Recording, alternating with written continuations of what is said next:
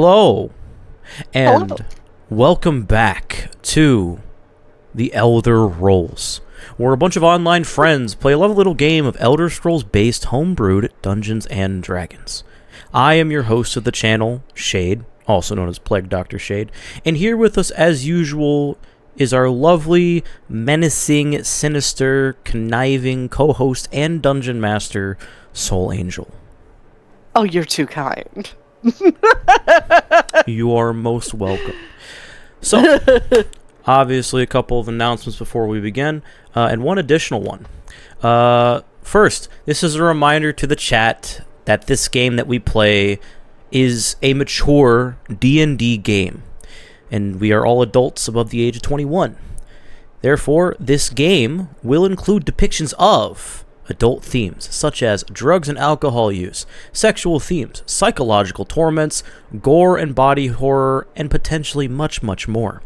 The DM will often, but not always, put up a warning before such events occur. Keep this in mind if you continue to watch both live and during the VOD. Second, I mean, I did giggle at a thing of hot dogs in the grocery store the other day because it said wieners on it. proof of the pudding, chat. Proof of the pudding.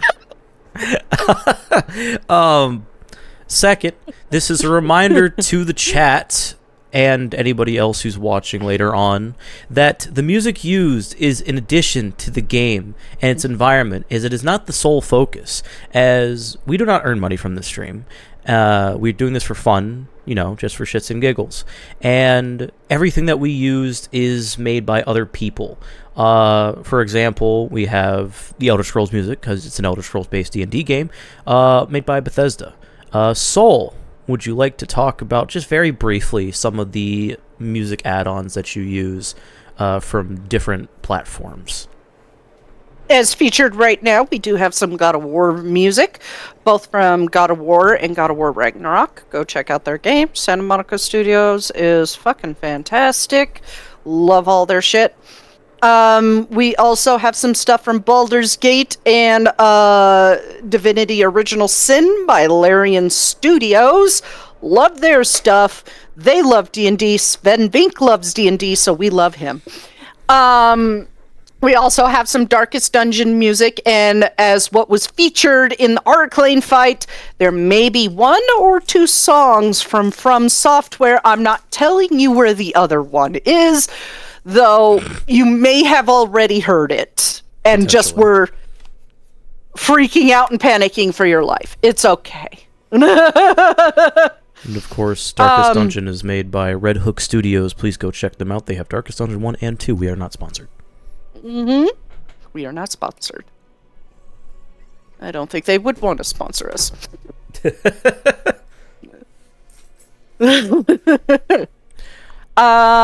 Beyond that, we do have some stuff from YouTube that is royalty free that I transported over into the server.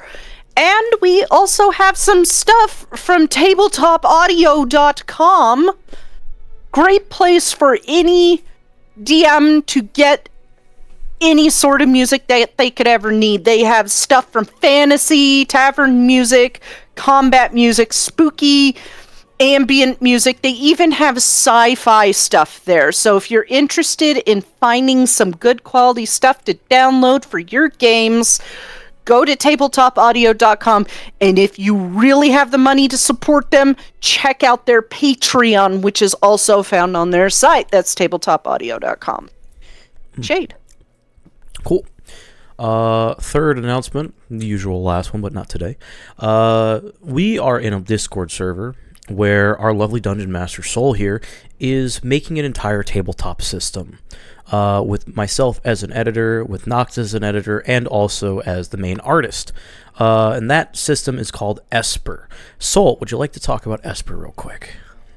Esper, or Elder Scrolls Prophecies role-playing game, is a freeform role-play heavy system with combat mechanics and relies heavily on when you make your character, you combo things out through features. The combat is gridless when the initiative is 2d20.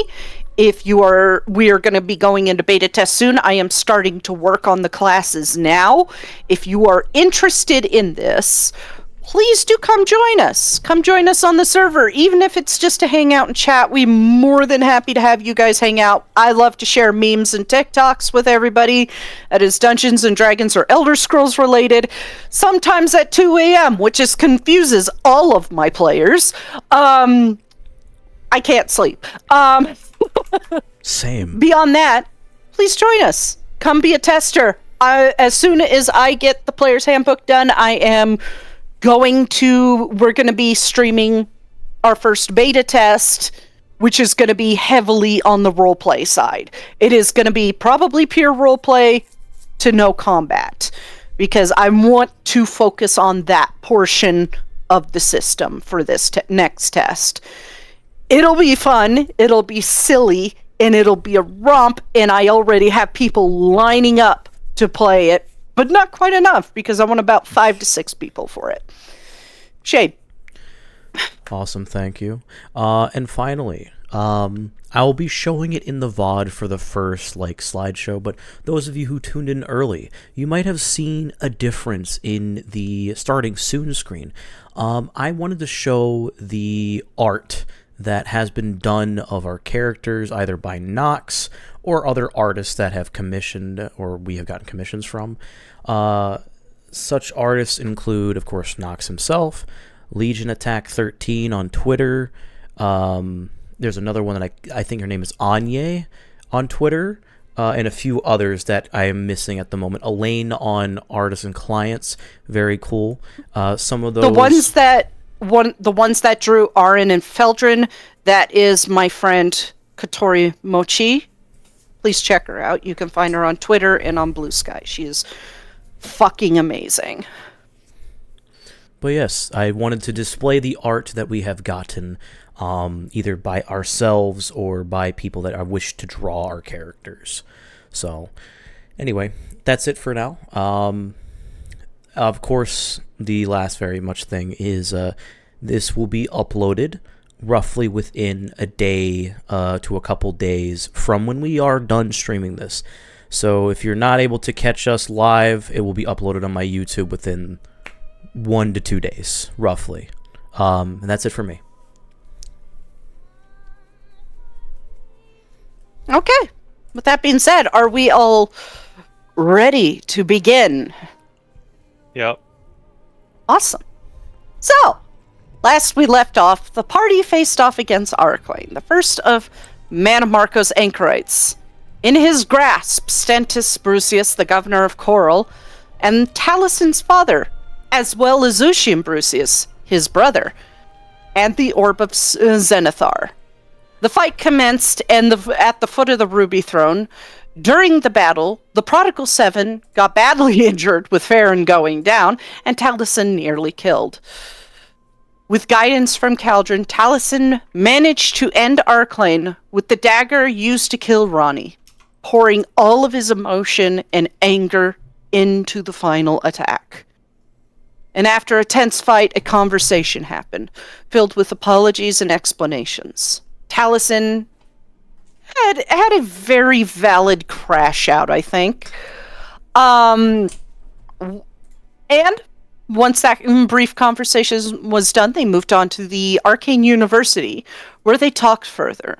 There, Taliesin found out the truth as to why Nocturnal came to him, and that his father gave up his afterlife in Arcane's realm so his son could have a fair shot in life.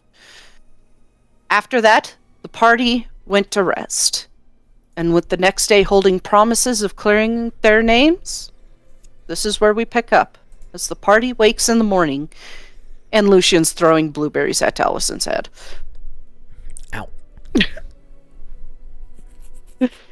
He's just sitting in a chair, chucking them at your nose, trying to get one up your nose or in your open mouth.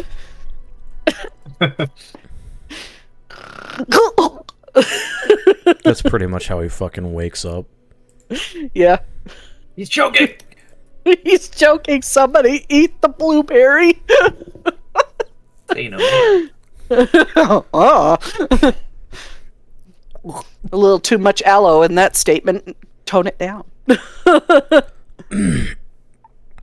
Is there a reason that you can't just poke me or something? You have to throw fucking fruit in my face. No, this is funner. That and I'm trying to get one in your mouth. Well, you got something up somewhere. Ugh. I got it in your nose. It's a little one. That makes sense. Blows it out. I think that's about 10 points, because it's a smaller opening. 10 points of damage? Whoa! Jesus. Damn! That's a powerful blueberry. Kills me in my fucking sleep because I think it was on 10 HP. Can't breathe. The other nose is clogged because you're laying on your side, so all the fluid went to that side of your sinuses. Oh, Gets a berry up the other one, you suffocate. Dies. Dies. come to finish the job that Arcling couldn't do, I see. Fuck's sake. Someone had to do it. Yeah, my own brother. Great. He's grinning at you. And he sits up and stands, goes to Lucian. Is he like holding the grapes? Or The blueberries. Blueberries? Is he holding Yeah. them or are they in a bowl? Yeah, they're in a little wooden bowl in his hand, and he's just sitting in the chair, just chucking them at you. There's like a bunch of blueberries on the floor around you. Is the bowl still like decently full of blueberries? It's about quarter full. There's more blueberry on the floor than there is in the bowl. Taliesin is going to like try to get Lucian's attention, and then he's gonna he's gonna cast a mage hand, and use the mage hand to like flick the bowl out of his hands. And they go all over the floor, and I saw what Nox said in chat. Stretches like a cat, and I'm instantly like, oh no, is he gonna be like my cat and start eating blueberries off the floor? My cat has never eaten blueberries off the floor, but if I drop something on the floor, he'll try to eat it. Are we in one room or is this Separate. many Yeah. rooms? Oh, I thought we were Oh, separate. well, separate, yeah. Yeah, Oh. yeah, we're separate. You're right.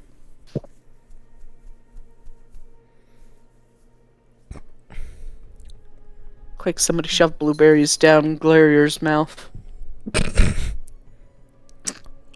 I'll turn you into a blueberry. Ugh.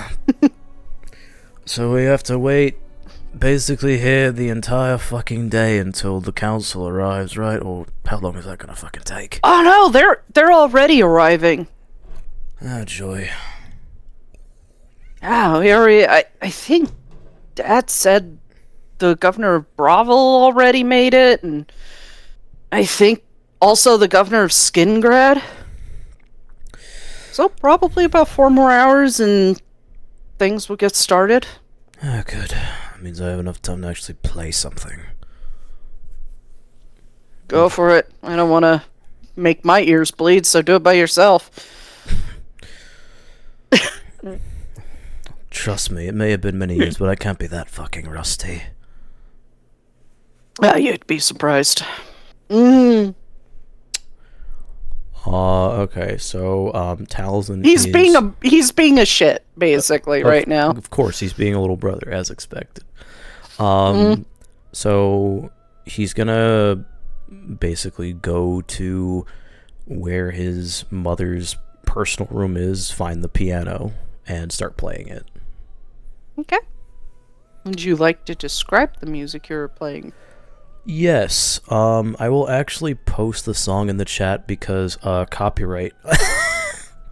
Yeah, there's 3 things in life you don't fuck with. It's death, taxes, and the music industry.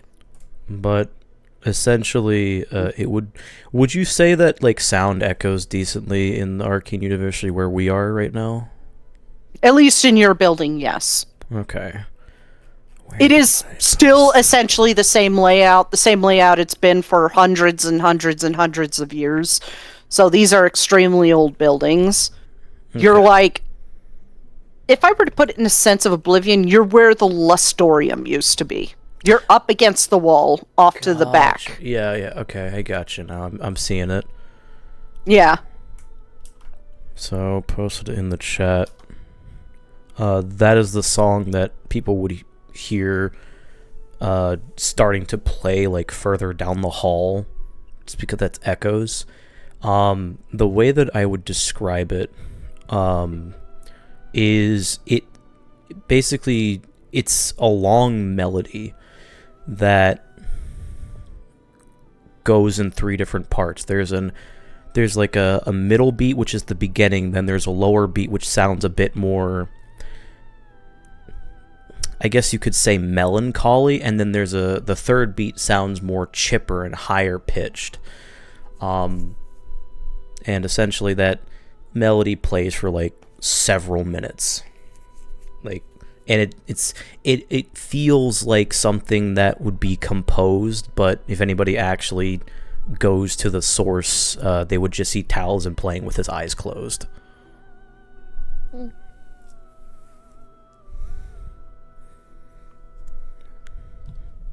Hey, kitty. On top of that, if they did go to see it,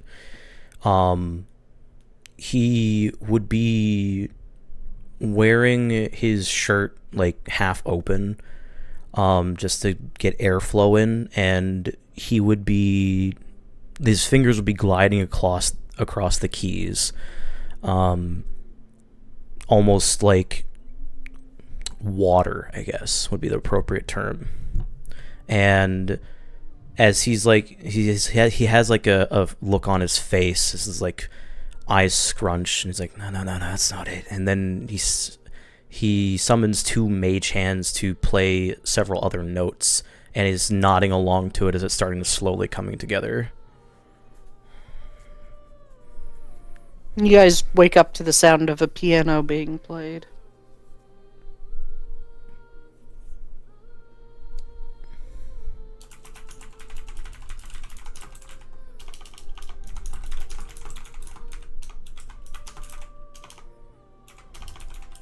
Okay. What are the rest of you doing as you wake up to the sound of music? More of a movie. Tiny is talking with Alira at her door. I guess kind of just continuing. He just says, no, hi, morning. I just wanted to check in on you. Can I come inside? I think she's still listening to the music. But her head snaps back to you and she's like, oh, I'm sure. And she'll kind of like move to the side.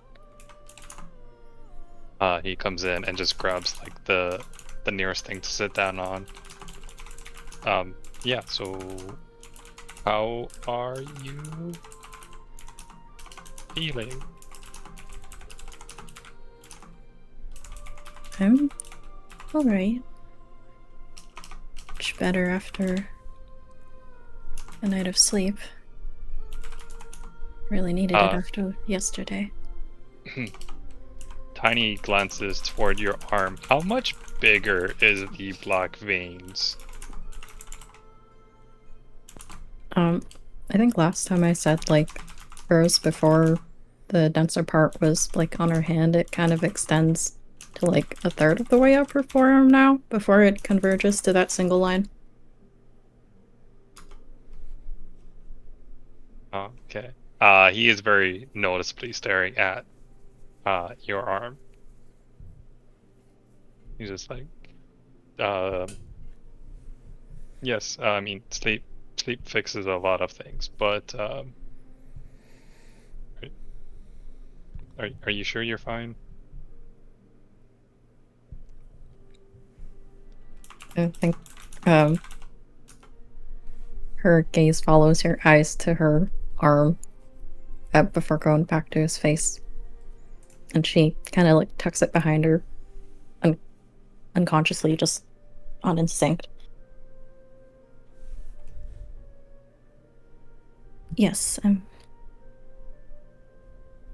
I'm sure I'm fine. He kind of like half nods, paying attention to the answer. Like, I am sorry. That was my fault. I should have stayed and listened to Taliesin, taking care of the smaller question mark royal guard the guard skeletons, rather than getting hurt and making you feel like you needed to cast the spell. It was very helpful, don't get me wrong. Probably kept me up after that magic cutting zip zap movement thing he did. I think she gives a deep sigh and sits down on the edge of the bed.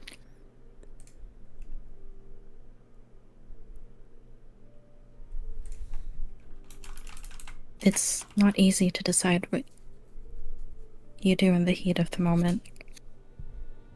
Those decisions are largely driven by emotion, is what I've learned. Agreed. But if you hadn't got into Araclane when you did,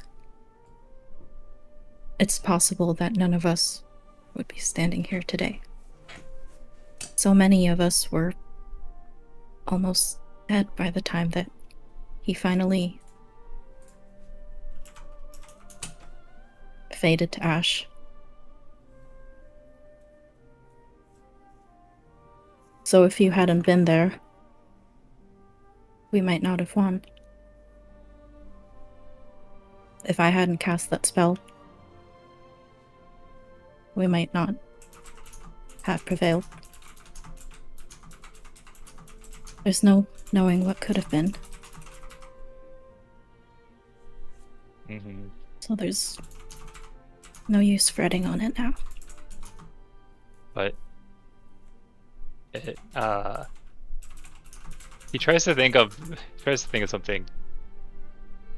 I don't mind the scars, but that's not a normal one, and it does seem to cause you anguish.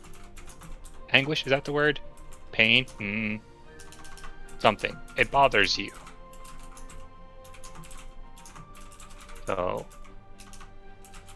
I mean, yes, like you said, who's to say? Maybe all of you would have been fine, but it's still, I still feel partially responsible. I think she frowns at that. I mean, you did save me not just once, but twice, and I will say your healing magic does pack a punch, and he gives a genuine smile. Just, these weapons suck. They're not normal. I'm used to like taking a beating here and there, but like, ow. And he pulls out the mace like from his bag, and he's like, this fucking thing hurts.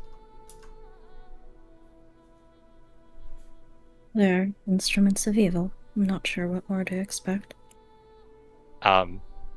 He kind of is like just looking at it, like just flicking it in his wrist, like just like a toy. And then he's like, I don't understand Magicka too well, but is it possible to like rip this magic off for something else, like how you would like rip a piece of clothing and put it onto something else and then sew it together? Are you talking about the Mace of Necromancy? Yes. Isn't that like a or not a vestige, an artifact of Mannimarco or something? Didn't we learn that in Apocrypha? Yes, He you did. forgets. He forgets. It's Mannimarco's very first Daedric artifact. I think when Tiny pulls that out, her face kind of shifts to worry, and she's like, I would be very careful with that.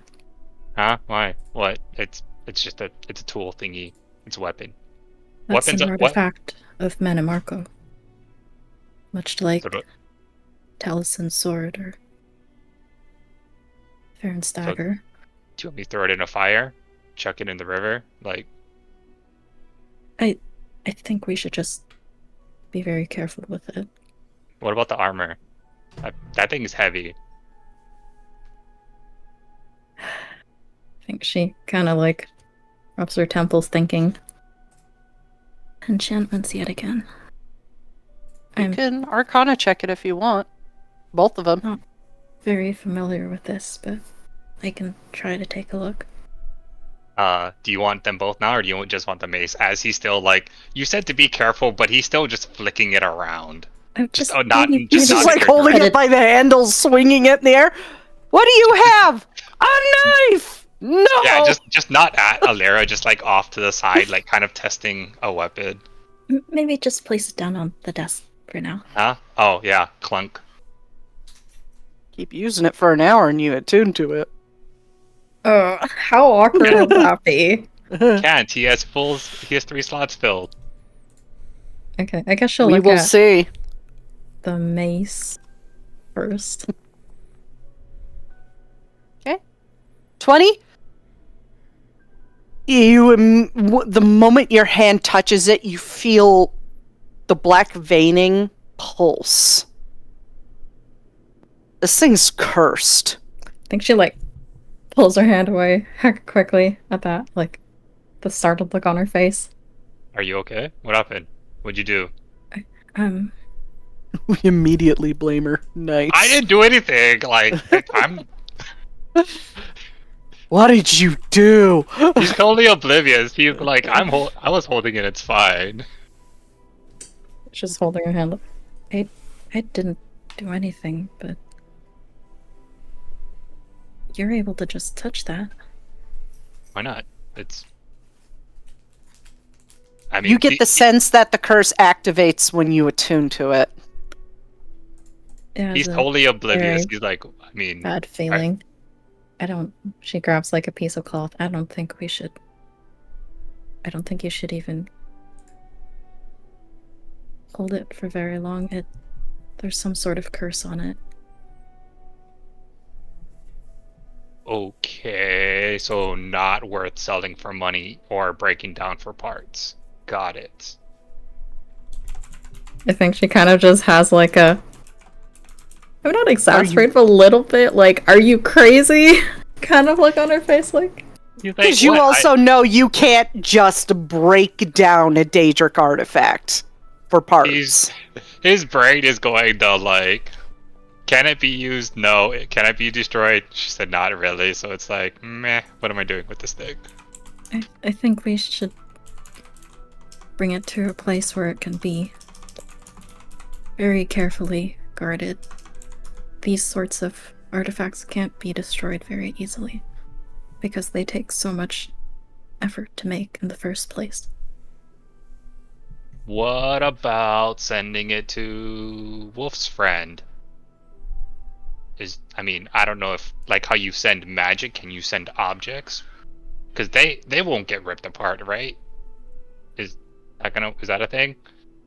That would be much more complicated, but With a we are 20 sitting- passive history, you do recall that the Trollbane helm was stolen from the vaults underneath the White Gold Tower.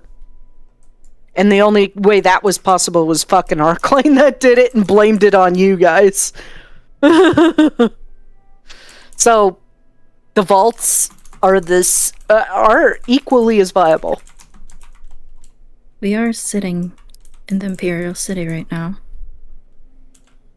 Their vaults are supposed to be one of the most secure locations there can be. It could be You worth got- bringing we this just up nod. with Taliesin. Maybe his mother or father can do something about it.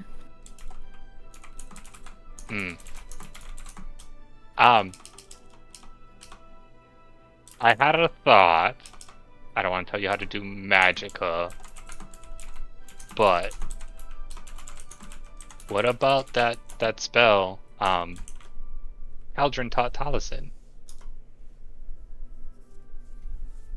I know you and Clarier have mentioned that all Magicka is the same, but like, could you do that? Are you talking about the spell that Caldron taught Taliesin to hide his eyes? Yeah, that. I mean, he kind of thinks for a second.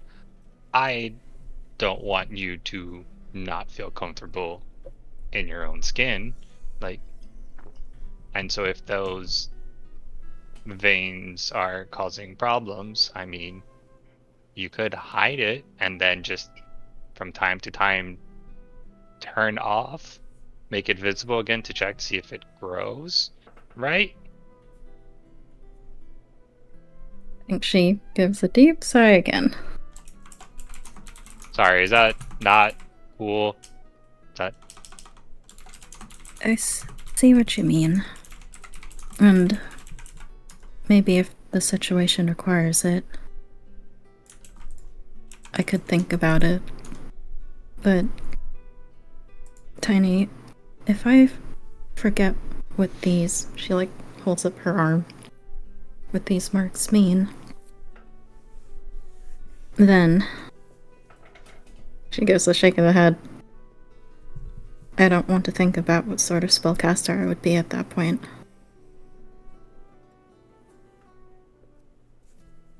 Casting these spells have weight, and that's something that I have to remind myself of. Oh. I see. I mean, I get it.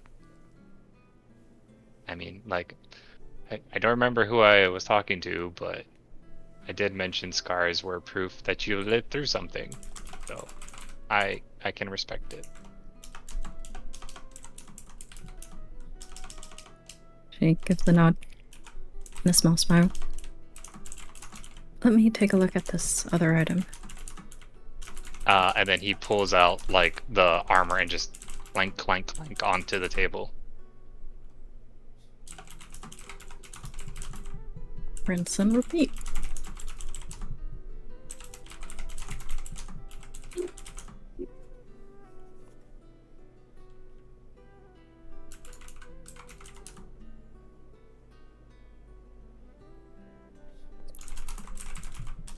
Oh. No, DM's gone. Oh, sorry, I was muted because I didn't want to interrupt you. You know the demon armor from 5e? It's that reskinned. I just renamed it. So while wearing this plate armor, you gain bonus +1 to AC. You can understand and speak Daedric. In addition, the armor's clawed gauntlets turn to unarmed strikes, with your hand turning into magic weapons that deal slashing damage with a bonus +1 to attack rolls and damage rolls, and the damage die is 1d8. Curse. Once you don this armor, you can't doff it unless you are targeted by the remove curse spell or similar magic. While wearing the armor, you have disadvantage on attack rolls against revenants and undead, on saving throws against their spells and special abilities. So it's basically completely reskinned demon armor. I feel like she doesn't have as strong of a visceral reaction to this one, but her eyebrows too furrow. She's just like, they do like their cursed items, don't they? Yeah, it's almost like Man Marco likes fucking people over. He just smiles and is like, I've been told they're very strong. Very strong, but with great strength comes a cost. I think these should both be locked up, honestly. Okay. And then as he's loading things back into his bag, he's like, where's that sound coming from? It's still playing. Yeah, he brought Kingdom Hearts into my game, and I don't know how I feel about it. Cope. He's like, The he's like, lore's "Kenny, already convoluted. We don't need that bullshit in it. And Elder Scrolls isn't, excuse me. But No, Donald Elder Scrolls Duck- is. Theirs is just more convoluted. I'm a Goofy. Sora. This is just a Oh, good. reminder Yeah, to you that The last thing we need is Mickey Mouse. this is just a reminder to you that Donald Duck can cast the same level spells Bahamut. Oh my fucking Oh my god. Yeah. That explains so much.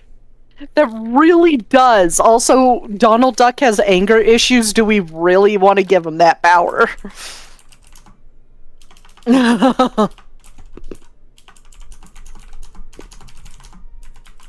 Alright. You guys file out to see what the music is? yeah. Yeah, she would. He loads everything back into his bag and then follows after it.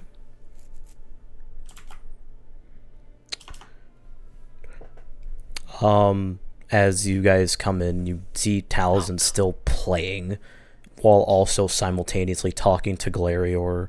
He occasionally glances at Glarior, but he hasn't like picked his fingers up off of the keys, and they're just basically moving across them like he has it memorized to like a perfect T. And to answer the question that he asked, it's not all that surprising that you don't. Pianos don't usually exist in common places. It's more favored among nobles, I found out. Was one of the few things I've actually found comfort in, and after yesterday I just felt it was necessary to finally relieve some stress for once. But what do you think?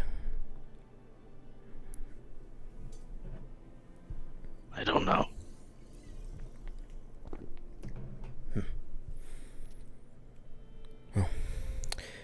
I've always found that playing this can display a lot of emotions that I've never been able to really express appropriately or properly, and I suppose you just saw that.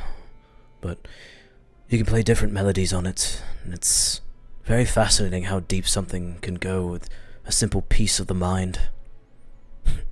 The thing you heard, those last two songs were just from my head. Your memory, or you made them up? I made them up. I mean, you would have to be in your own head to come up with the Kingdom's Hearts music. Don't make me pull out the fucking Nier music, I swear to God. You want sad? You want sad, kid? I think Yes. you I mean love sad pink. music. You introduce sad music, I'm gonna introduce the collab song between Katia and Baby Lasagna. We'll have music. We'll have a song about dabbing. Man. I think like Glarior is actively like sticking his head into the into the body of the piano, to like watch Whack him in the face with one of the hammers. He's just watching the hammers. Are there other things like this? I'm sure they exist. I believe there are different variants. I haven't really found them yet, though. But if I could find something portable like this, I would be delighted. I think there's something called a harpsichord somewhere. Similar, but not quite. I just have the thought of roll to dodge piano. Give Taliesin an accordion Oh no. or a guitar. Oh, the guitar would go hard. Just like Take Off Wave. Harpsichord. The harpsichord. Let's Yeah. bring that in. What's the one where you wave your hands over it and it makes the weird spooky sounds? You know, the theremin? woo. A theremin? Yeah, a theremin. Hell yeah. The Argonian frog bagpipe. Yeah! Oddly enough, that's Alira's specialty. She may suck at the Argonian language, but goddamn. She can My play in a gosh. mean frog pipe. But as he watched Glarior go over to like look at the mallets, he actually finally breaks his poker face and grins a bit. Doesn't say anything though.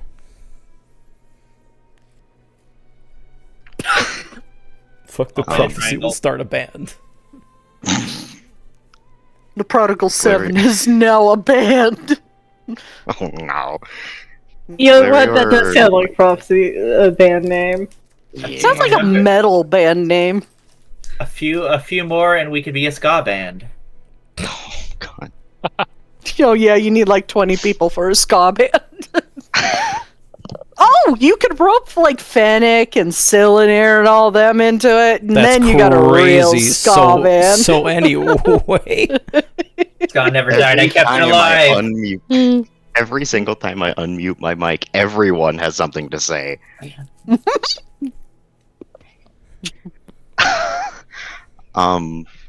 Glarior, like, he watches the hammers for a good, like, 30 seconds without saying anything.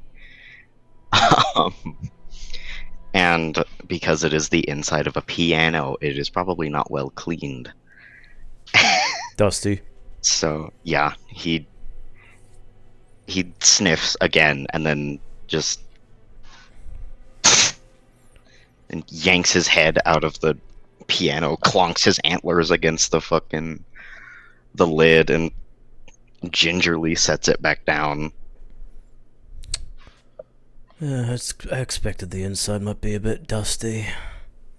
I beg your pardon. Cassandra takes good care of her piano. I'm offended. Be Are you offended. sure she then. does, or it's the servants take care of it? No, she does. She has prestidigitation. She's a fucking wizard. Okay, fair. No. Who the fuck cleans the inside of a piano? People who take care of their fucking instruments, that's who. Me. Got a point. Tiny's also like right behind Glarior, and when you come out with your like antler shaking, he like almost gets hit in the face. He's like, "Whoa!" Tiny dies from an Bosmer's antler through the soft part of his jaw. I'd think that as everyone just keeps coming into the room, Taliesin just like stops playing with his normal hands, but lets the mage hands keep playing, and he turns around. It's like, Okay, now that's just showing off. But bravo! And he starts clapping. what? And he turns around. Oh. I guess where my mind's at. Anyway, did everybody come in here to see what I was doing? No, I came for the music, and you just happened to be here. Ah, well, I am the one playing it, so... Yeah, now you know. I technically got here first. Glarior, at least. I was about to say Glarior got here first. I could smell him. That's rude. Okay, I'm not Wow. gonna comment on that. Wow. What? He... Sorry if he has it's a fishy fucking smell. Glarior! Excuse me? Tiny Oh, immediately that starts- reminds me. You guys all should get cleaned up. You're about to meet every single governor, the high chancellor, the battle mage, Not a. the archmage of the synod. I'd get cleaned up. When you say cleaned up, how cleaned up do we need to be? Like, can I just... As clean as you can get, dude. Tiny just Who's has his talking face, to like- us? Lucian. Probably. Lucian, he's sitting in the room this whole time. Heidi just has this face of like, oh, I don't wanna. I fucking do it if you're trying to clear your names. You don't You gotta taking present your baths? best my name, self. not my body. You don't like taking baths? You have. Your friend is not very smart. You have to present your best self. Talison's He's got hardware accounts. Talison's the best self. I nominated him. I don't That think... means all of you. He puts a hand up towards Lucian. Brother, I got this. Look, when you're going to a elder council meeting and you're trying to do something for the elder council, you show up. There is no ifs, ands, or buts about it, I'm afraid. Don't worry. Yeah, I'm going to show my I- best self too, but when you need to clean yourself up, make yourself presentable. You know, I could hardly care about what they fucking think, but it's not the point. Okay. Can Oh, we get Keldrin to wrangle up Glario for us? before I forget, Is this going to be a Beast moment in Beauty and the Beast where they shove him in a tub and he protests to That's shit? what Taliesin had to do the first time. He did do that, actually. The first and only time he took a bath. I mean, it's easy here. There's sewers. There's actually plumbing. when you said sewers, my brain immediately went to like, yeah, we came through the sewers, and not the like, there's sewer drainage. not Yeah. in the sewers. I thought we were gonna bathe him in the sewer. That's fucking Yes, funny. go bathe an entire city's shit. Tiny would, as they're distracting about this, he's like, oh yeah, Alera had a great idea. I shouldn't be holding on to these things, but I should give them to you. Do you want them now or later? Who are you talking to? Taliesin. And he holds out the Daedric armor and this really nasty looking mace.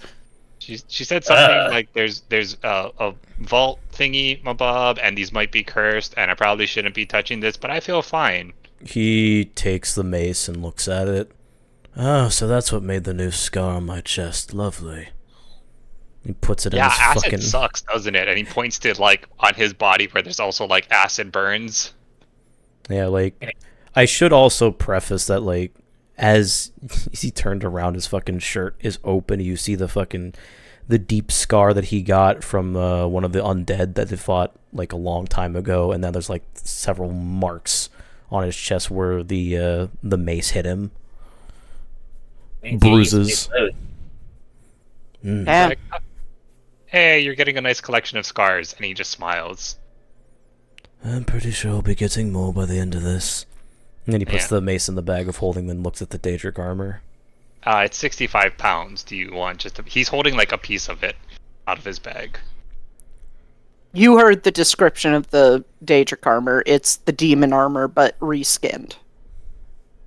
He'll just, like, slowly put the pieces in the bag of holding. I mean, I can put them in the bag for you. But just You do realize I used to be a soldier and taking care of gear was, like, one of my main things, right?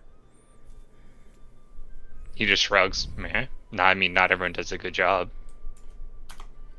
Dude. And I thought I had sick burns for you, brother. He looks to his brother and is like, I mean, that's funny. Not what I was talking about. But I mean, I've also seen people not take care of their weapons. So, anyway, that wasn't at Taliesin, but it is funny. I like you. We're gonna have some stories later.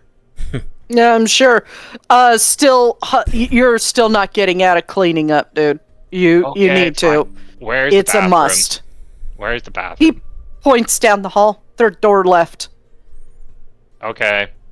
And he just walks off. Finally, some decent bathing areas. Hey, you're in the Arcane University, you get the prime of it now. You can choose what you smell like, even. Fancy. And there's a tub. And Tiny, for the first time in your life, there's spigots. He just like The little handles. he just pokes at it like just looking for the water, or just like, where the fuck is the bowl? Like Demon magic. I'm gonna say by the time he's still looking and just touching everything, and he somehow misses the spigot because he doesn't realize you're supposed to turn it. So Until are these someone like- else can- Are these like one-on-one baths or like? It's just Like one noodle. bathroom that you guys have to trade out and share. Gotcha. It's not that fancy. They're just like one of the only few cities with actual full-on plumbing. It's like a Oh, I was studio thi- thing. I was thinking like the big bathrooms that like everyone can go The in. communal. No, it's a Okay. bathroom. It's got a tub. It's got a toilet. It's got a sink. So after a few minutes of nothing, Tiny just opens the door and is like, "There's no water in here." Lucian sighs, gets up, walks in, walks to the tub, turns the spigot, and walks out. Turn it Oh, back the other way to turn it off. oh, 100 bumpkins. thank you. And you just see him like amazed by Rich just boys. drinking this water. Mm-hmm. Don't let it overflow. Doesn't have the same drainage system as modern tubs.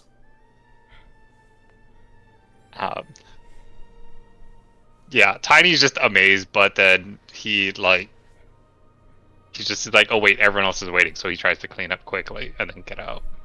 Yeah, as soon as you turn the water off, a ward flashes in the bottom of the tub and the water heats up. He just says to himself, "These Magic. people can't do anything simply, can they?"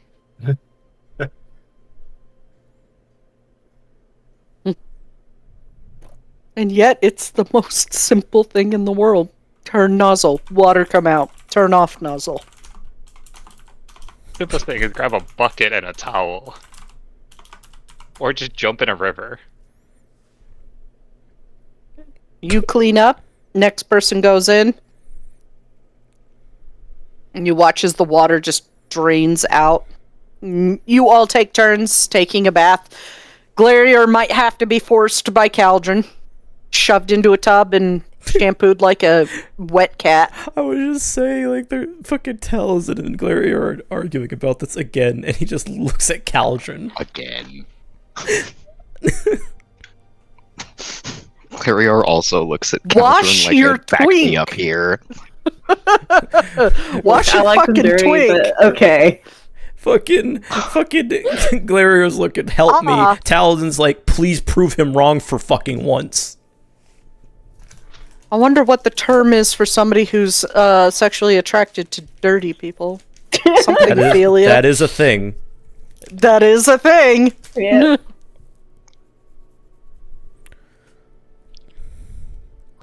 Just a fair warning, Caldron. If you force him to do that, he'll make marks on you.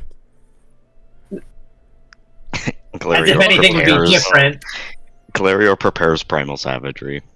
As Taliesin says that, and his clawed nails start dripping with acid. Not dripping, but they are coated in acid.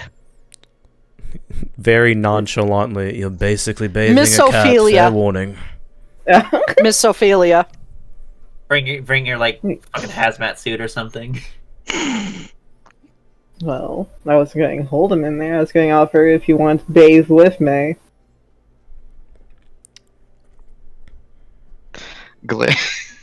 Glarior kind of like stops as if he has to like. There's almost like a visible buffering sign on his forehead.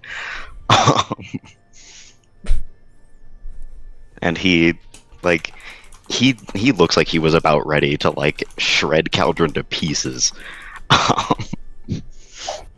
And he dispels the cast and stands up, not straight, but straight for him, which is not straight up. He's always slouching. He's out of attack mode, and he just shrugs. Fine.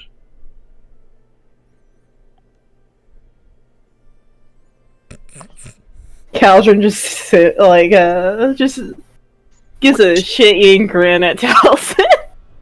He smiles back. Also wouldn't be the first time he left marks like that on me. I'm aware.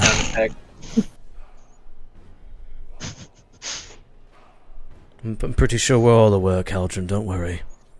Yep. Karen is just fucking staring unimpressed. Caldron is gonna come out of this looking like oh, what is it? Like tiger striped in Glarior scars. Nothing else. Yeah. It's just a regular day.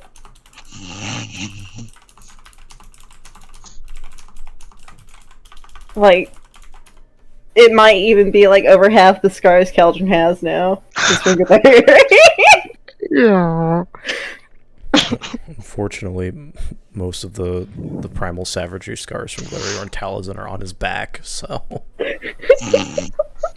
Yeah, they are. I forgot about that. Which he was fucking holding him down. Yeah. But even though it's still not a lot because it did not take much for him to go down. Yeah. Yeah, Glarior still goes last. He does not want to get clean, but he does it without much of a fuss. Better get clean, dirty boy. I always forget that, like, Glarior looks nothing like how I drew him. Like ever. He's always looked, like, covered in blood, and his hair is brown, and he's all, like, disgusting. They like When he comes out. Next campaign, he's gonna play an even dirtier character. No, well, actually, Just now that I think about it.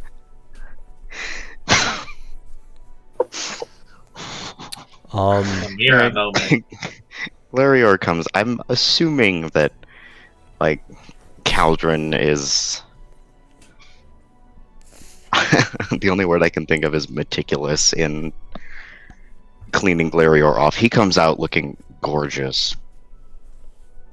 It doesn't look like the same person. Almost. And he's just like, wow, did you lose a few inches in there? I lost my protective layer. He's gonna be patient 0 for COVID. Okay, but like, Fine, how Glarior badly did Glarior claw up Caldron? I don't know, actually. That's a good question. It's fine. We'll go roll around in the dirt after this. He's definitely not happy about it, but... Yeah. Hold on, let me actually... He looks at fucking... Taliesin looks at Thribby. You do realize that's why you have a reputation for not smelling, right? Jesus Christ. Wow. That's all I gotta say. Breaks his claws on the fucking tub. I'm just getting that out of the way, it's fine.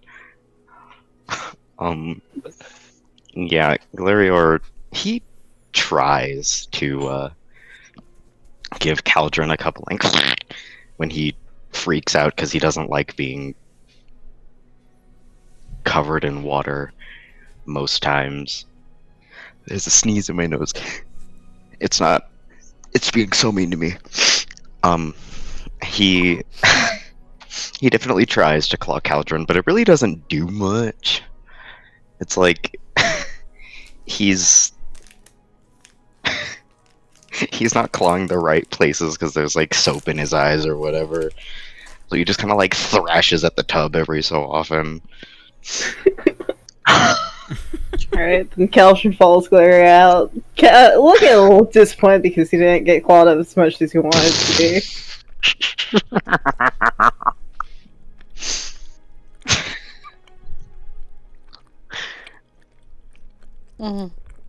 Okay. Alright, Taliesin, what were you saying? You had a comment to Tiny saying we're just gonna get dirty after? Yeah, after when he says that he doesn't like mind Glarior because just kind of figured because of the Glarior thing, but he looks at Thribby and he says, "You do realize that's why you get a reputation for Nords being smelly, right?" He just shrugs. I mean, I'm smelling most of the time. Well, It's not wrong. It's not wrong, but when you're I know that you don't care, or most people here don't care about noble etiquette, but if you want favor, usually smell is the first thing they're going to notice, not what you look like. I mean, I've also come in carrying like animals I've hunted, and so that then people don't care what you smell like if you just have a big dead animal on your shoulders. Well, that makes sense, but again, So you're Think saying I about need to go find something to hunt, and then I'll be fine, and then people won't care? no. Why not? What I'm saying is, Thribby, is that if you are... Let's give an example that you might understand. Let's say that you're going to meet the Jarl of Whiterun, right? And you want to put on a very good impression. And I would suspect that the Jarl is probably one of the higher forms of nobility that Skyrim has, considering what we've seen Ulfric. Would you be a tad bit embarrassed if the first thing that comes out of the Jarl when you kneel down to greet him, or bow to him, or whatever, the first thing that comes out of his mouth is, God, what's that awful smell, and you realise it's coming from you? That's where I would pull out the thing I hunted in and said, it was this thing I killed as a gift. He face palms and walks away. He looks to his brother and gives him a smile. You know, as much as I hate to say it, Talzin's got a point. Besides, fresh kills don't smell. Yeah, that's true. He just is like, no, yeah, I lost that argument. And about this time, a knock comes to the door after you guys all finish cleaning up and grooming and looking nice. And the door opens and in walks Stentus. Well, it has been a few hours since the first arrived, and the rest have made their appearance. If you're all ready, come with me. Talzin casts hide thingy. What is it called? Hold on, sorry. Hide features. Thank you. I had it written down somewhere. Yeah.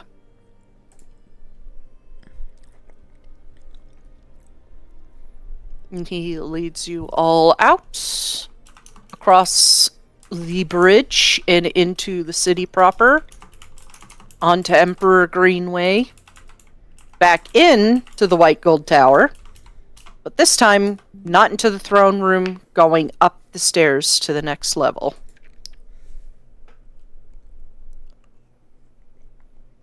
And he motions for you all to sit. Well, as many of you can sit. Wait here. I'm going to get started and soften them up, and then you will be called in. And he opens the door, steps in, and relocks it. And you guys are left to talk amongst yourselves.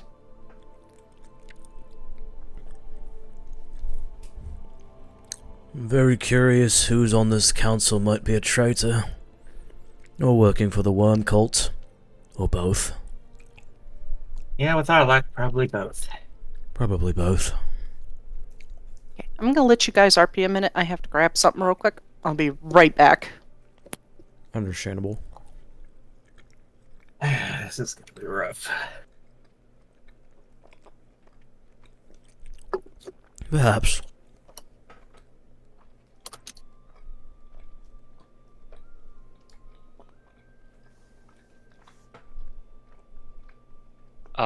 Tiny looks to Caldrin and is like, Caldrin, that thing that Orknum did, was that like learned, or was that like some people were just born with that? Or like Thing that. like reading brains, I guess, is what you guys said after.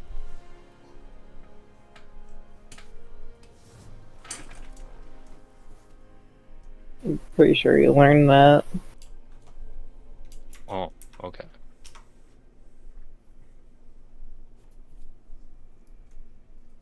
I'm just wondering if anyone else in our group can learn that, because then we can just know if people are lying to us, or if, like Talison's question, Mm.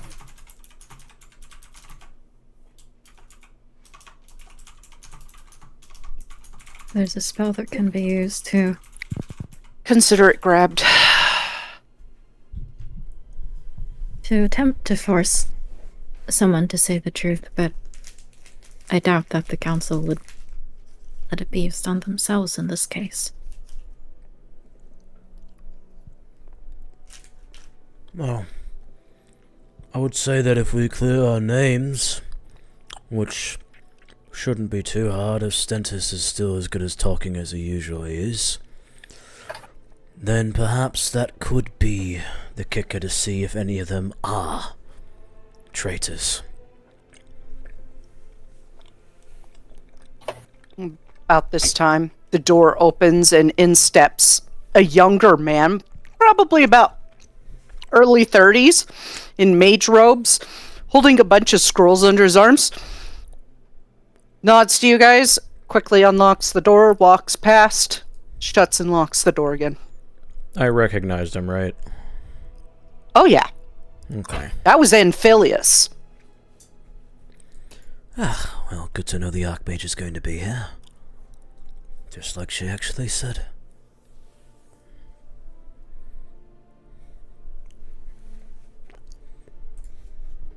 That's a good thing, then I take it.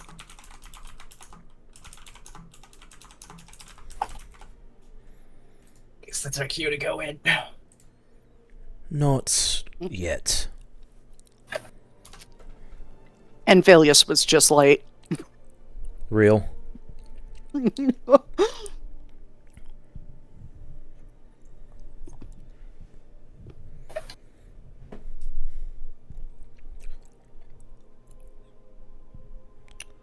Lyra, that spell that you said that might be useful for them forcing the truth out, is that the big one with the zone? She gives a nod. Ah, of course. I do have it prepared today. I just, you never know. Good, it might actually be useful. Considering that the guardian of one of the fucking towers is under the worm cult's thumb, anything's possible. She sighs a bit, remembering that in frustration. Nothing we can do about it now.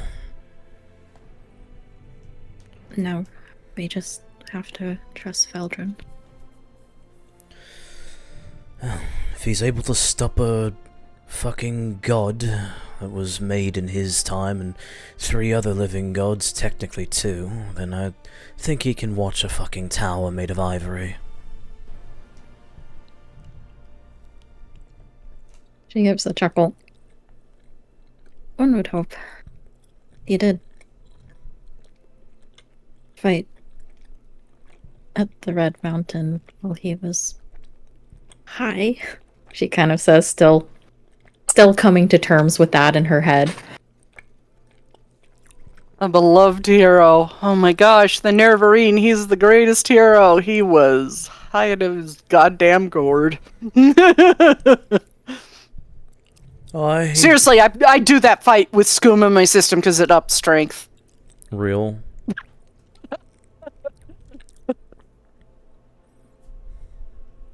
Allison, I leave this decision to you. I'm not really sure what to expect when we walk in. But if you would like, I can cast that spell that I've used before that can help in these sorts of situations. Enhance your... I don't like... Me as a player doesn't know what the word is for it. Like...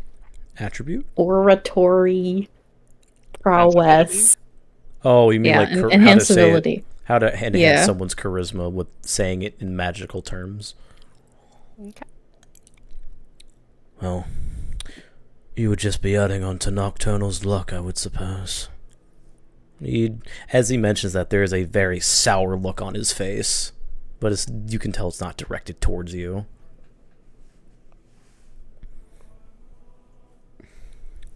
Indeed.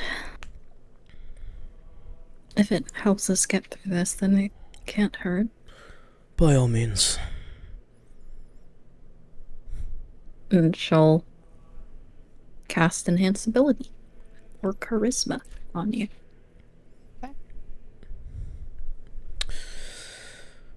Besides, she can't see me anyway, so it doesn't matter what she can or can't do. You can, that's what matters. She can't see me. Right.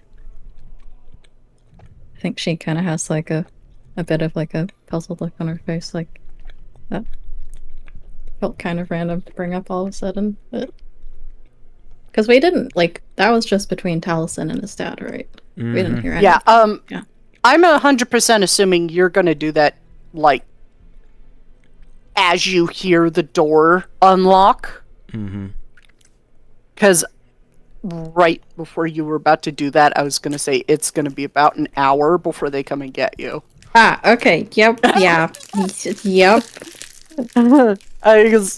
Mm-hmm. She would And- be prepared to cast a spell when they're about to walk in. And just as you hear the door unlock, you quickly cast that. Stantis sticks his head out, motions for you guys to follow. Finally. And as you all file through, he motions to the empty seats. Ah, it's lagging. And he goes back to his seat and sits down. In the Yeah, back, Kano's you still see alive! that young... Sorry. He doesn't look like that. He's got, like, white hair. He's really old now. That's just, like, the only good picture of him. Sorry, I just got excited. Yeah. But you see that same young man pacing in the back. You see Taliesin, who you'd recognize as Leopold Fentilis, just standing off to the side, arms crossed, kind of looking agitated. Who's the governor of Kavach. You see a half-Dunmer person named Naylan Basul, who's the governor of Braville. You see a Bosmer man, Avilon Skycall, who's the governor of Leowin. Your dad. These are people you recognize, Taliesin. Right. Deula Ulen, who is the governor of Shadenhall. A half Altmer, half Imperial woman, or half Breton woman. Vanessa Raffis, the governor of Anvil. And then you see someone you've always disliked, Celius Valaine, who's the governor of Burma. She is a old bitch. I'm assuming Classified she's... Classified as an old bitch, actually. If I could choose her creature type, that would be it. I'm gonna assume that she's one of the few people that still views Taliesin as like a true bastard. Yeah. Figure. Yeah. And then leaning with hands on the back of the chair is someone that you rarely ever see but is talked about quite frequently. Apparently he's quite a bit of a shut-in, named Janice Hasseldor, the governor of Skingrad. Yeah, fucking Janice is still alive too. Motherfucker's still alive. He's a fucking vampire. What you expect? Look, man. But Caldrin, you immediately clock, just like it's a fog, not a cloak, of death around Janice. A thick fog, almost like he's undead.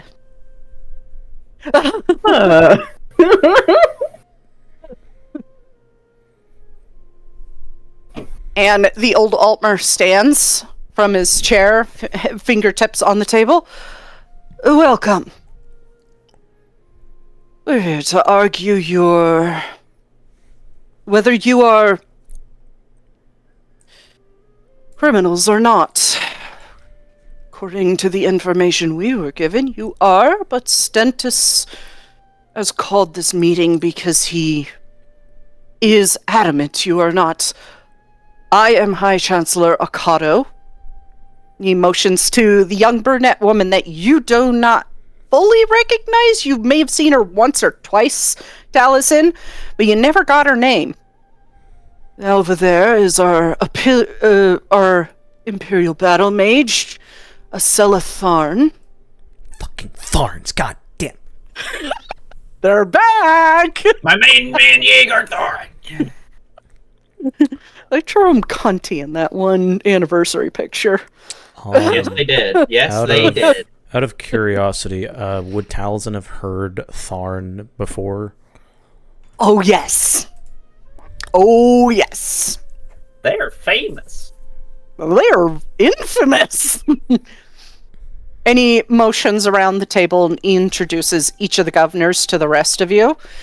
And back here, and the young man approaches, is Infilius Turan. He is the Archmage of the Synod, and he sits down.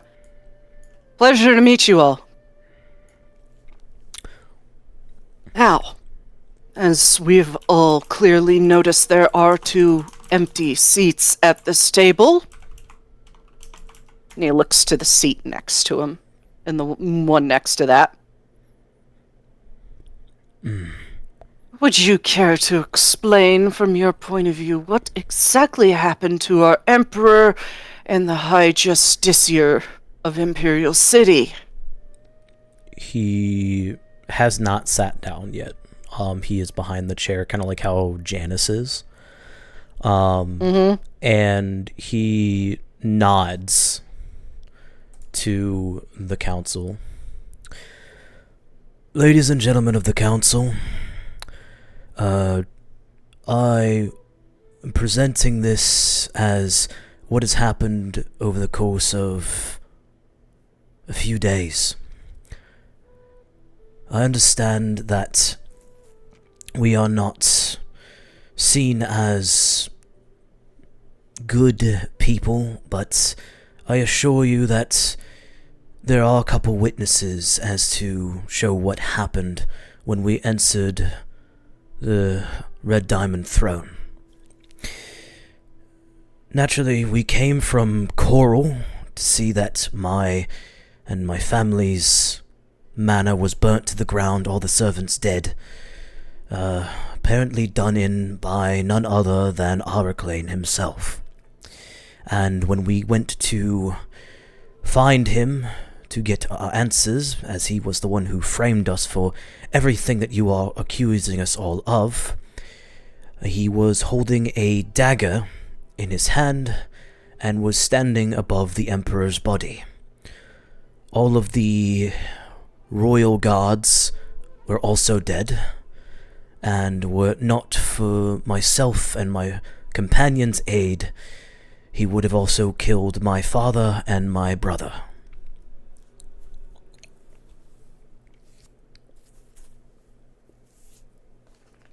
Celis just seems to be sitting there, hand on the table, just lightly tapping her fingers like she doesn't fucking believe you.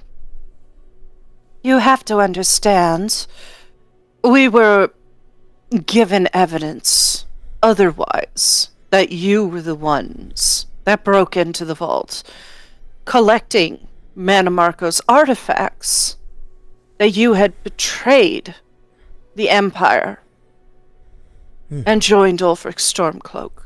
Very legitimate paperwork, mind you. Ulfric Stormcloak's handwriting, Galmar Stonefist's handwriting, and yours. As well as eyewitness testimonies to the like. Would you care to explain what you were doing in Skyrim all this time, and why you couldn't simply go around through either the eastern or western border? Well, Your Grace, if you were well informed, which you should have been, the borders all across Skyrim were closed off and being heavily monitored not just for people who were trying to seek refuge, but also from people getting out. And aside from the docks, which I've also tried, the harbors were also got off by a... what's it called? Blockade? Thank you. Also by a blockade. Because there was an Imperial blockade. A blockade that was not being... was severely watched by both Stormcloak and Imperial eyes, so I couldn't even approach if I wanted to. I was making sure that I was not being compromised by staying hidden, as I am still, or was, rather, a legate in the Legion, and many of the things that I knew were very important and crucial to the Imperial plans. Now, by the logic, would you think that, by chance, that if I had ever actually decided to side over with Ulfric Stormcloak, that you would have, I don't know, Stormcloak soldiers infiltrating the city, assassins perhaps, maybe even less guards or less officers around? Did you not think about that if I gave over the plans for whatever it is we're supposed to be concocting here? Or did that cross your mind? How do we know you didn't?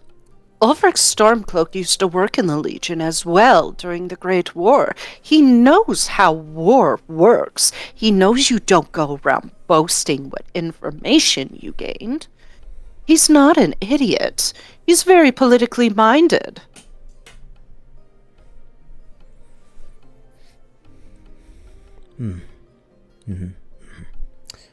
Right, well.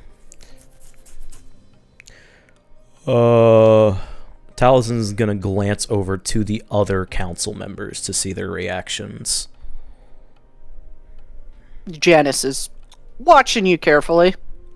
Can I, just do a general insight check from everyone except Amphilius and Stentus? Sure.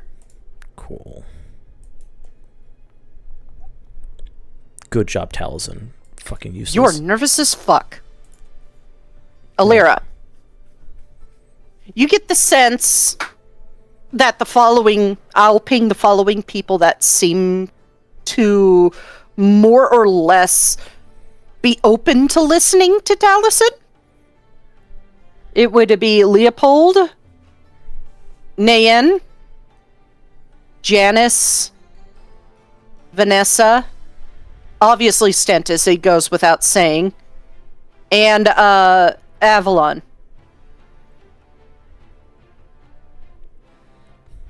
Of course, the High Chancellor, he has to remain unbiased in this whole thing. That's his job. He's the High Chancellor. He sits in the High Chancellor chair.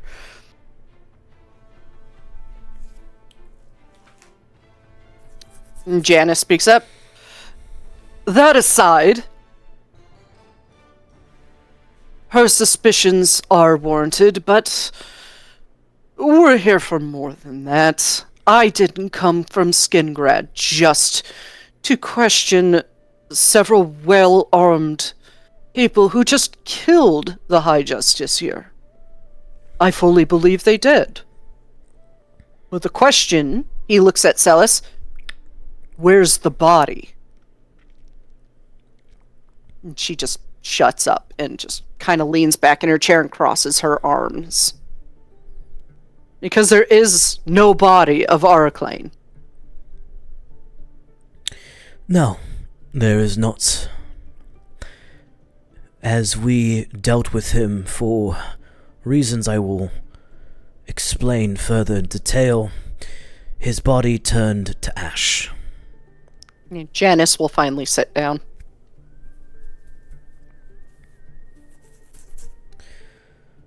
Ash. Right.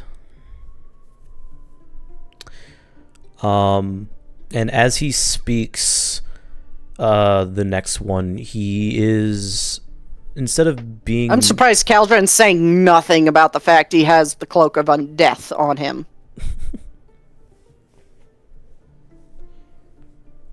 Look, he's being smart right now. Mm-hmm.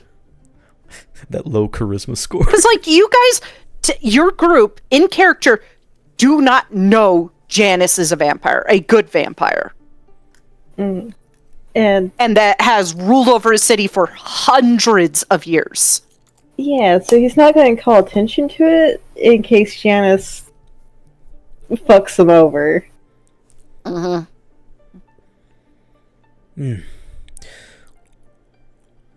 Let me ask you, council, men and women, how familiar were you with High Justicia Vethurin?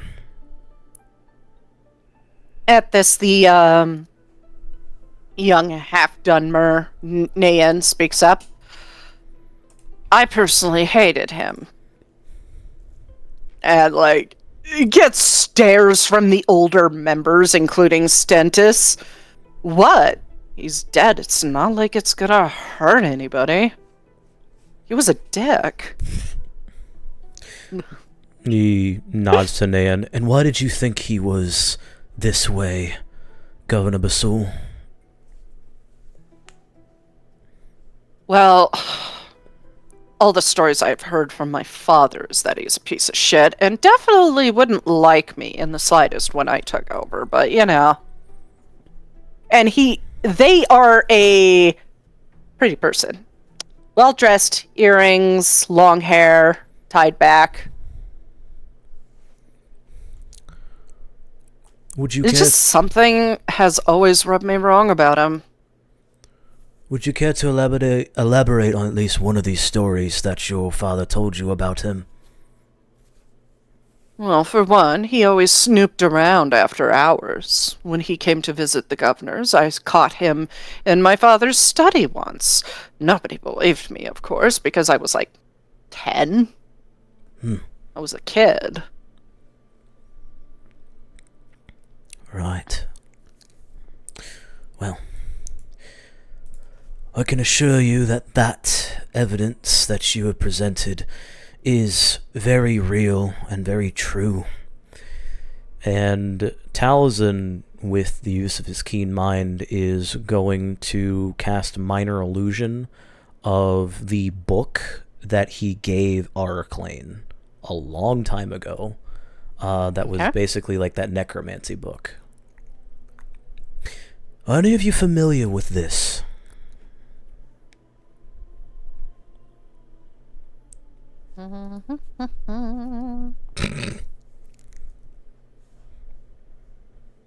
Phileas leans forward and looks across the table. Vaguely. Where did you get that? This was found when we were in Hellstrom. We were dealing with a threat that I will get into in a bit later. And this book was found within... It was found like in the libraries, I think? If I recall correctly. I think so, yeah. It was found in the libraries. It was found in one of the libraries. And when we touched it, it was cursed. Now, many of you... You can see that he's starting to slowly gain confidence as he presents this. Many of you know Araclane, or at least most of you, knew Araclane as one who despised necromancy. We are all in agreement of this, yes? Acela speaks up. Of course, he always touted against it. Well... This woman. The Tharn. The Tharn speaks up. He nods to Acelas. Now, I gave this book... Acela. He nods to Acela. I gave this book to Araclane because I was under the same guidance, that same tutelage that he gave me, and this was far more advanced than I could even decipher, even with my knowledge of certain arcanum objects. Now, have any of you ever gone to Araclane's office and witnessed this item in his possessions? Akato speaks up. I have been to his office several times, and I have not once seen this book within his office. Right. Considering that, what I'm going to reveal to you is very not ideal, but the same Araclane that you all knew was not the real Araclane. And he looks down, his voice is strained a bit as he's still getting over the fact that he had to kill his mentor. Janice speaks up. Are you insinuating he's an imposter? Not an imposter, Governor Hasseldor. A traitor. One of the reasons why the sky is black, why the tales of Manamarco coming back, it is all very much under the guise that Araclane was one of his chosen. And I know how strong that sounds, but we do have evidence of that being true.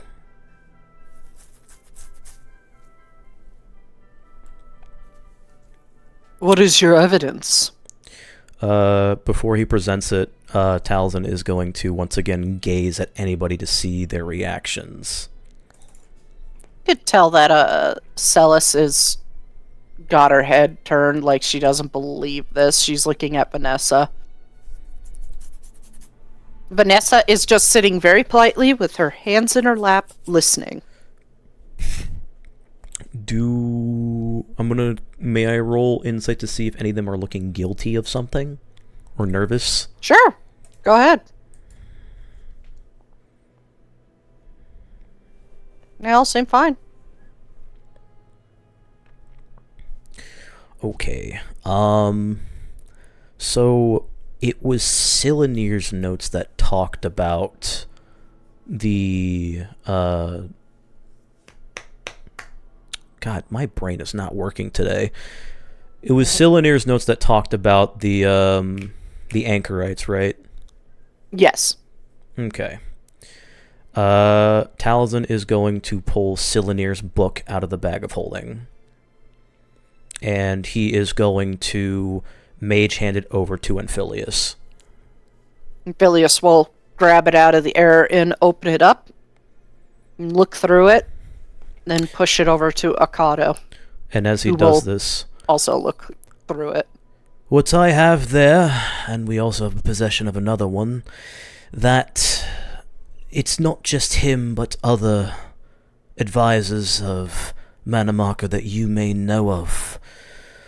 One of them just so happens to be the Hand of the Queen, Silanir Malleus, as that is his book, his notes, his words. If you don't believe me, you can look on other pages to find the spells that he was given or made himself in the name of his new Daedric prince. Yeah, and I just want to note that in that handout that I gave you a while back, there were actually more pages than what I put in there. It's just those were the most important pages that you needed to know. But he does flip through and he does see notes on the anchorites. And he pauses. This seems quite fantastical. It's saying that Gerard Lorraine, who is the spy master of the High King of Wayrest, is also one of them. He motions to Alira. Alira, do you want to talk about that? Well, I can.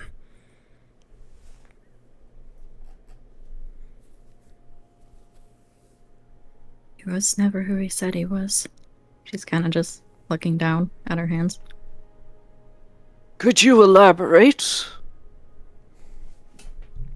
He was once one of the Plain Meld heroes from the Second Era. Fennec Merced. Britons can't live that long. That's almost 1,000 years ago. No, they can't normally.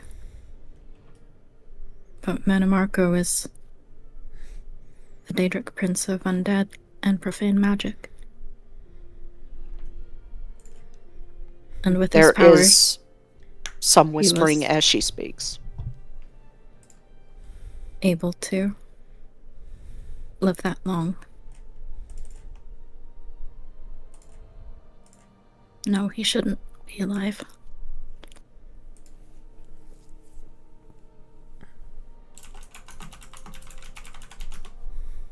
And Phileas, Taliesin, anybody else wants to, like, you hear whispering. You can't hear the far end of the table, but on the close end where Leopold is, he's leaning over to Nayan.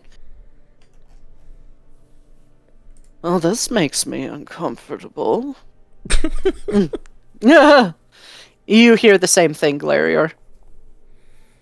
Okay, there we go. Caldrin. Far end of the table. You hear that little exchange between those two, but you also watch as Janice leans to Anphilius.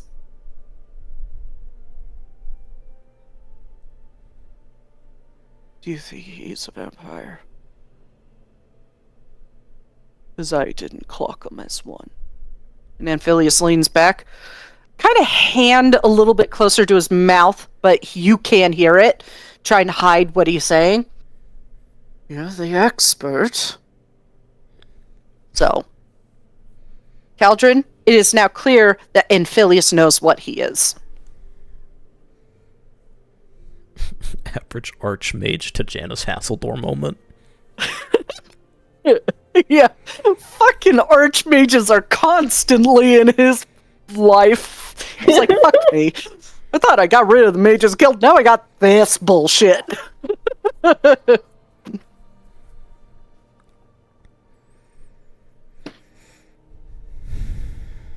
Why is my phone going off? Okay. God. I don't remember who all. I'm pretty sure we haven't interacted with. You mouse over. Yeah, you can mouse over them and see their names. Yeah. Will you be able to put all of these later on in the important NPCs? Yeah. Thank you. With their tokens. You might need a bigger splash screen.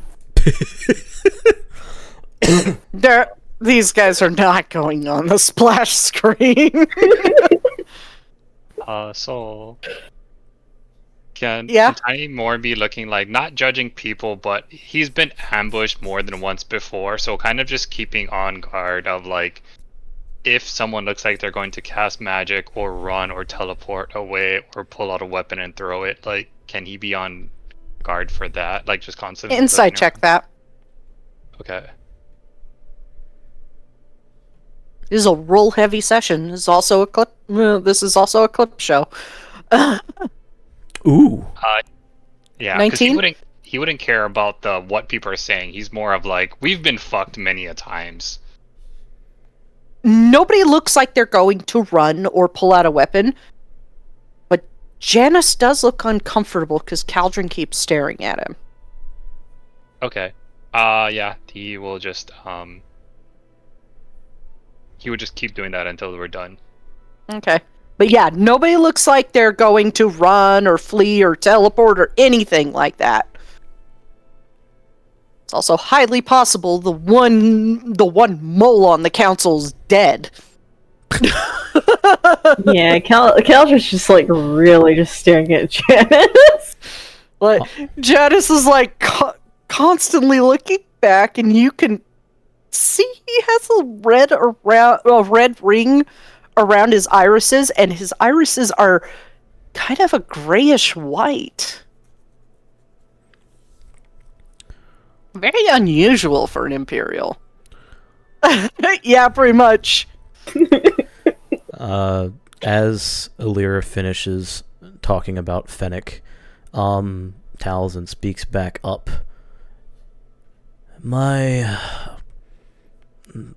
This brain, like I said, brain is not fucking working today. It also doesn't help that I just posted a funny gif. Most astute members of the council, the Elder Council, I am afraid to tell you this, not as a man that has been framed, but as a citizen and Legionnaire legates of the Legion, you and as well as I have all been played for fools. And he points to the empty chair where Araclane would be sitting. Araclane Vathurin is a traitor and a necromancer. He is one of the chosen anchorites of Manamarco's new religion, cult, belief, whatever you want to think. And he has been undermining all of you for years.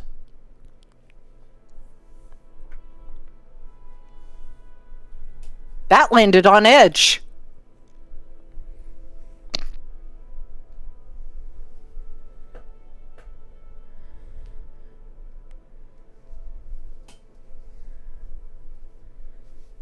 Well,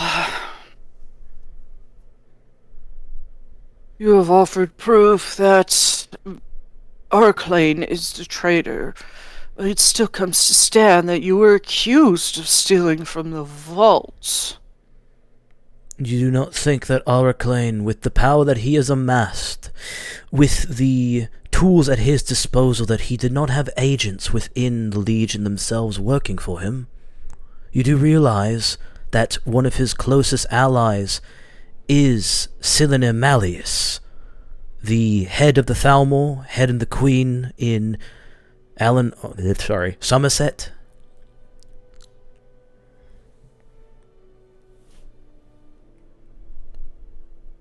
Not on top of that, practically he was basically the spy master for the Legion. Everything was told to him. He had insights on everything. He had the perfect ploy to frame us as well. You can see it in Cylinder's notes. The bastard was watching us the entire time. Not Araclane, and Phileas, both of them start with A's. What the fuck? And Phileas does push the book over to Janice to look through. Who does, like, now noticing Glarier just kind of staring at him, so that's two people now staring at him. Just looking through the book. From what I'm seeing, he speaks true. And he looks across. Stentis, any say in your heir's defense? Stentis stands up from his seat. Hands on the table. We all know. I know my son. More than anything. And I believe him completely. I have fought for him all these years. Much to some of you and your predecessors' distaste, and looks directly at Celis. The old bitch. I know my son. I have fought for him. He would not throw away his future and his family's future for a place he has never been to. For a ruler who, quite frankly, does have shocking post-traumatic stress issues. And seems to have a housecarl who is deeply racist. I, for one, should be offended that some of you seem to think so low of my work raising him and guiding him into his role. And offended for him that you would think so little of him. Yes, I did believe Araclane. He had provided proof, and I had nothing else to go on. I didn't have my son to question and ask about the paperwork that was presented.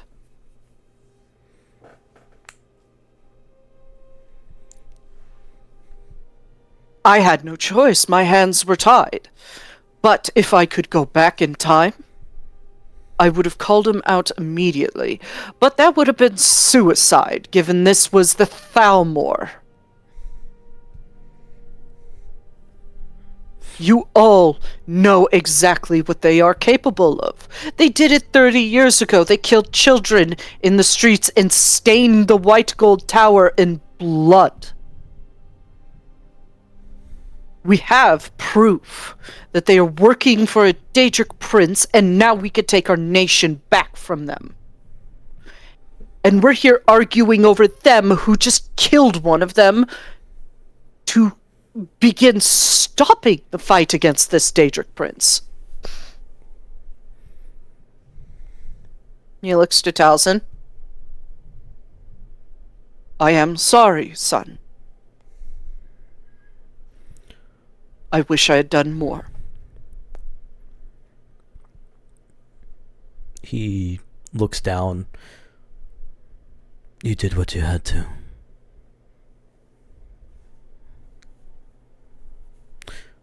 Now we can just move forward. And he looks back to Akato, between Akato and Janice, because they seem to be the ones that like catch his attention, like Akato and Phileas and Janice. Mostly Akato and Phileas. There's much more that I can tell you. There's much more I need to tell you. But I don't know if I can fully... We, emotions to the party, can fully trust every single person at this table.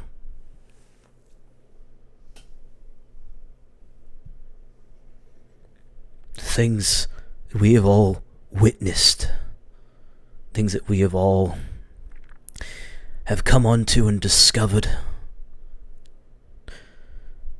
We need to know that none of you are actually working for the Daedric Prince of Necromancy, of profane magics, any of his followers. And he taps the amulet that is visible on his shirt.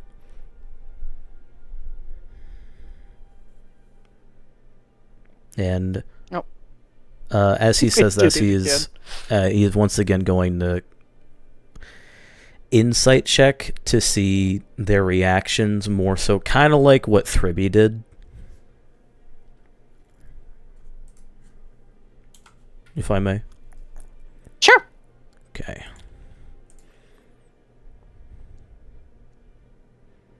None of them look like they're jumpy or want to move.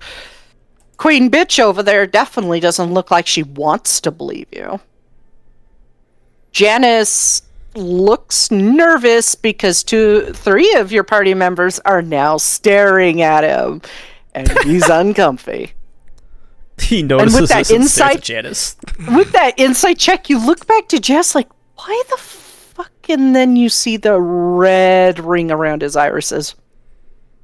Bro's just tired. Leave him alone.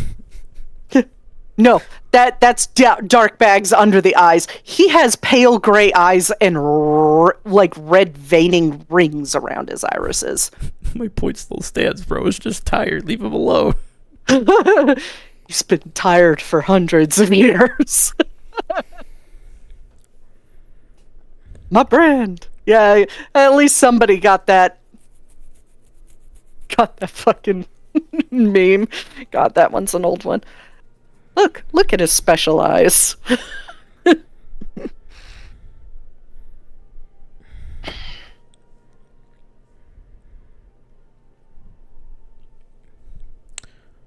Very well. We have a lot to think about, but in the meantime,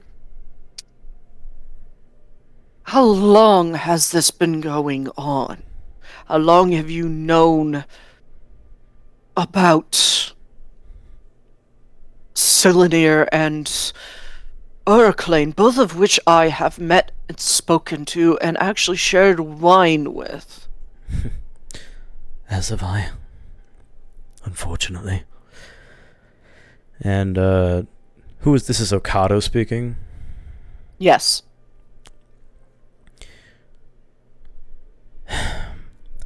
We have known the true plans of what is going on for a very small amount of time, but with my time in Skyrim, I was trying to build a way back to Cyrodiil to reunite with my family, and I took on mercenary work for a short time.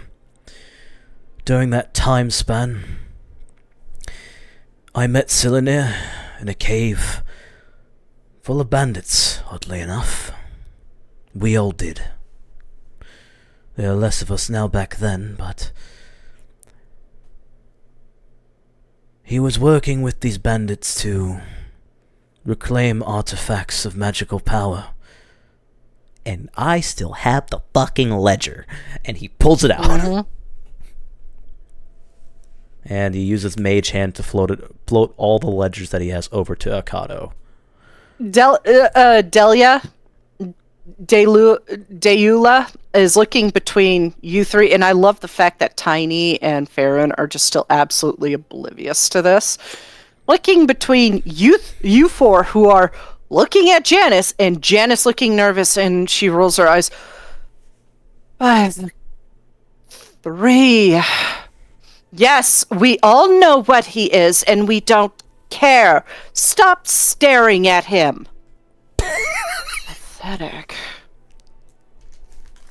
Double take. And now it hits you. Oh, he's a vampire. Okay.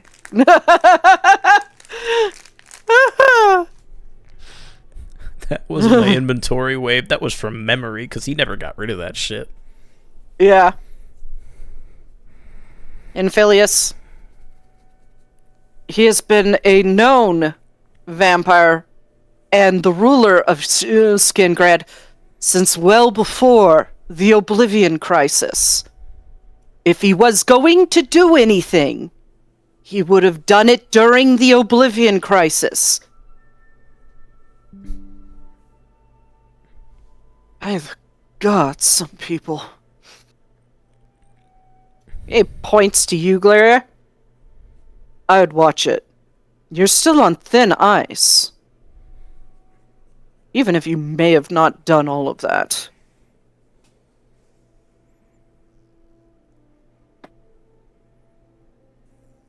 Janice. That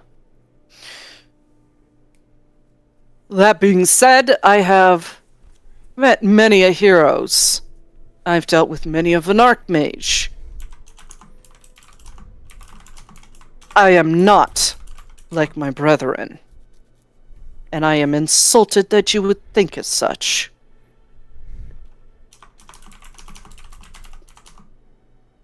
And now, Caldron, you know he's a vampire. So he's like, oh, okay, that's why the undeath thing is on him.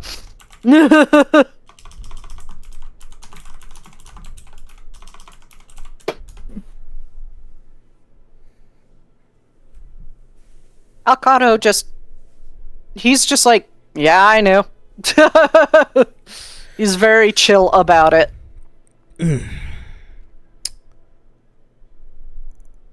In fact, everybody in the room is. So, in other words, those of you that are pissed off at Janice, read the room. They're all chill about it.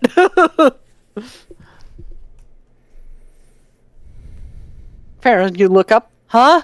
Oh. Nah, he's just like, what? Right. I was surprised Tiny actually rolled that high. Do I also? These rich people are confusing. Yeah, you know, you look up and you notice he's a vampire, and that every one of the governors and the High Chancellor and the Battle Mage are completely fine with it. He just does this like, oh. The okay. 5 stages of grief in 5 seconds. Yeah.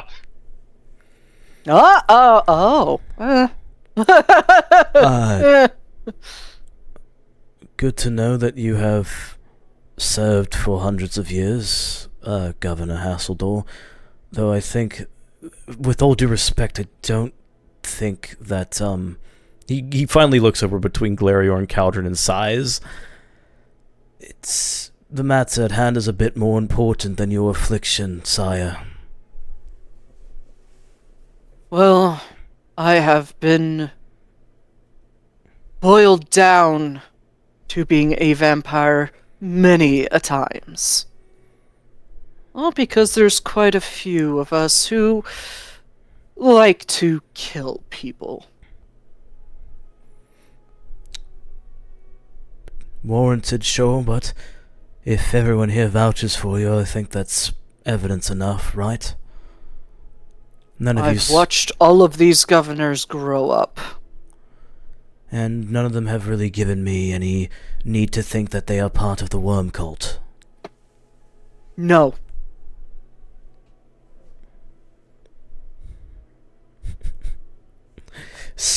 Fucking stares at Celius.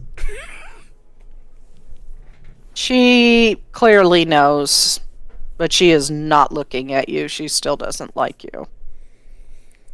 Now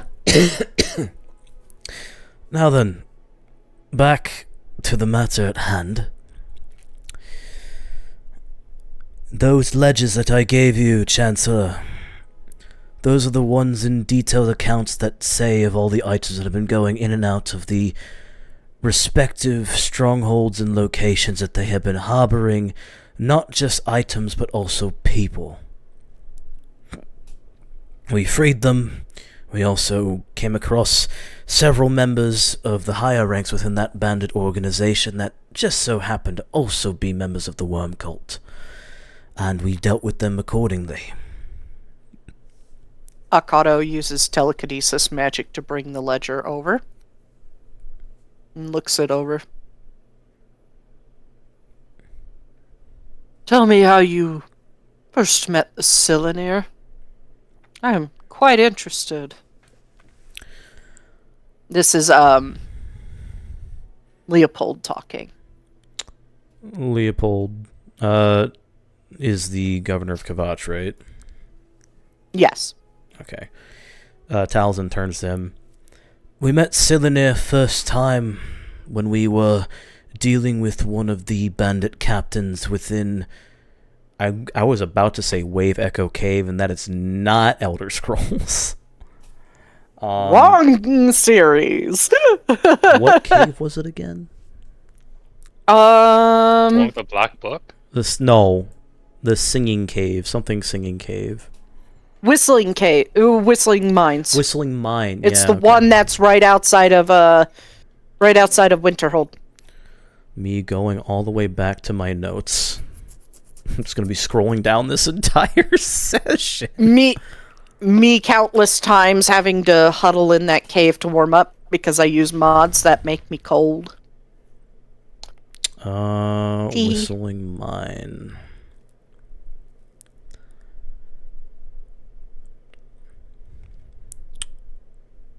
Use the search function.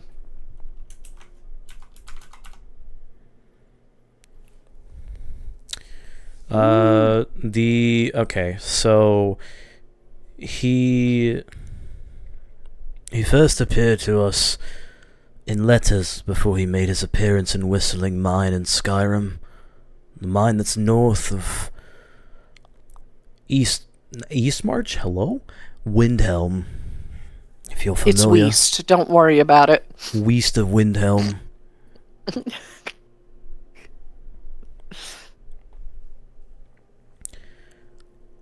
And what did he do? He was Clearly alive. He was displeased with how the bandits were functioning, called them simpletons, lesser, and then proceeded to disintegrate the bandit captain on the spot. Left us alive as a And warning. Phileas shifts in his chair! And Talzin floats over the note that Cylinear gave to Rallus to Amphileus. This is the one that Phileas says... takes it. Just so all the governors know, that is a very difficult spell to weave, and you die from that, you can't come back at all. You turn to ash.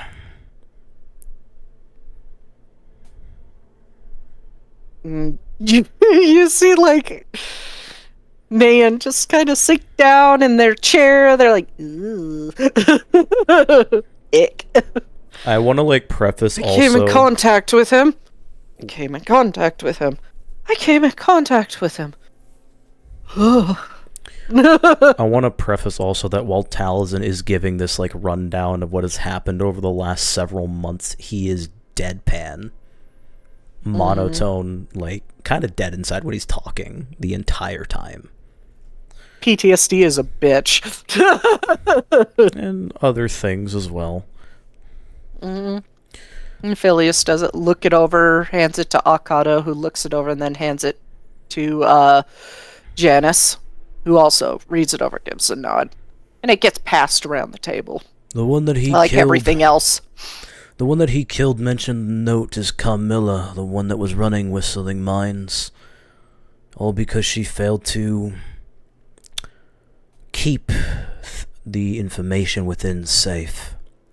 In Whistling Mines, we found several prisoners that we rescued. All of them were missing people from various places, some from Windhelm, some from Whiterun, all of them merchants of some sort. What would he want with merchants? This is Janice talking. He looks over to Janice. These merchants weren't just your everyday merchants, Governor Hasseldor. They were people peddling very expensive goods, magical goods. Anything from uncommon to artifacts. And he takes out the other ledger that was found in the last place that we went to, by the Argonian brothers. And he floats that one over with Mage Hand to Janice to read basically the entire list of magical items on it. And Phileas is going to look it over first and study it. He's going to try and figure out... Oh, okay. A natural 20. He instantly gets like a realization behind his eyes as he looks up to your brows raised. He was stealing the magica from inside them. He nods. And the souls used to enchanted them. He nods. Why do you think that black hole was in the sky for several months? Now people are starting to murmur and just like leaning to each other and go, well, fucking shit. Taliesin leans on the council table, much like... I want to say it's like that emote that they do when they're leaning on the desk and they're very serious about something. Oh yeah, that emote. Yeah, I know what you mean. Yeah. Why do you think the sky is black? And he's like looking at every single person, except for Stentis, of course. Why do you think the King of Worms, Manamako, has returned not just as a fucking necromancer, but as a Daedric Prince of Necromancy?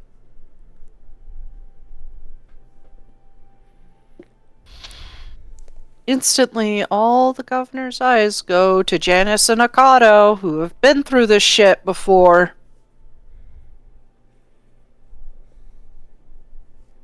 Janice sighs.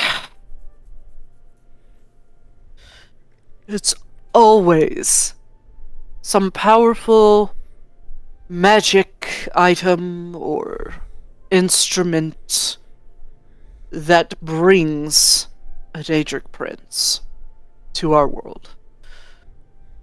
Fortunately, this time, half of Imperial City is not laid to waste. No.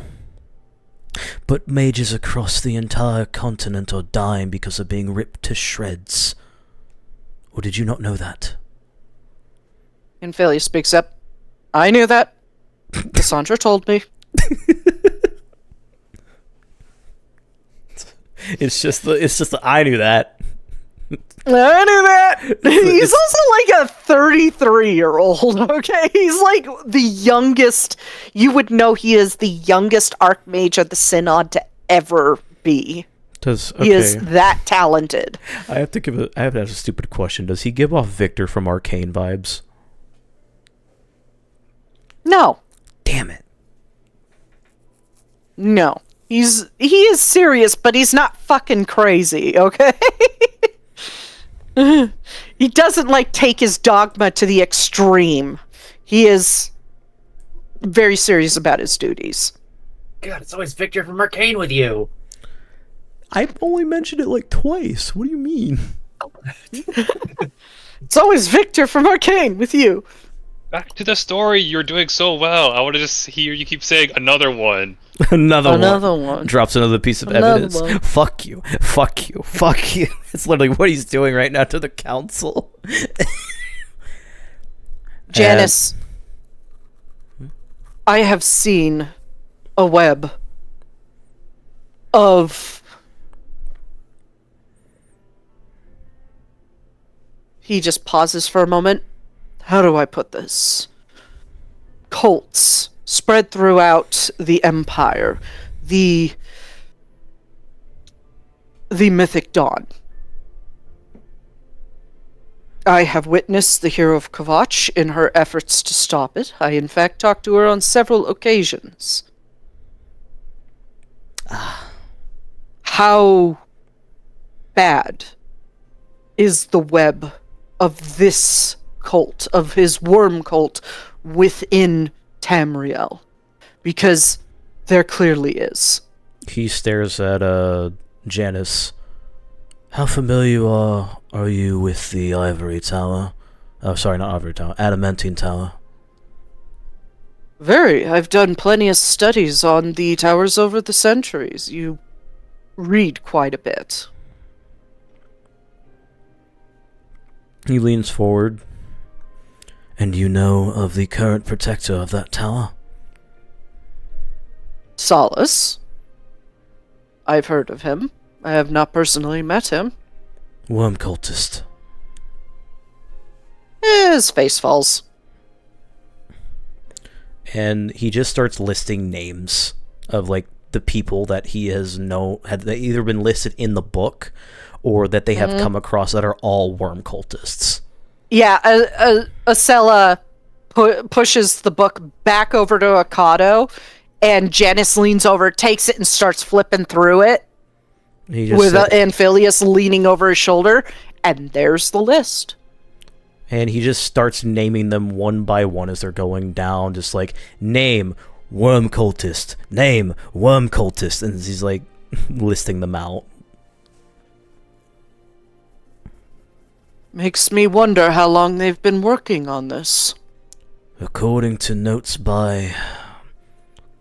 He looks over to Alira, Fennec, since the Second Era.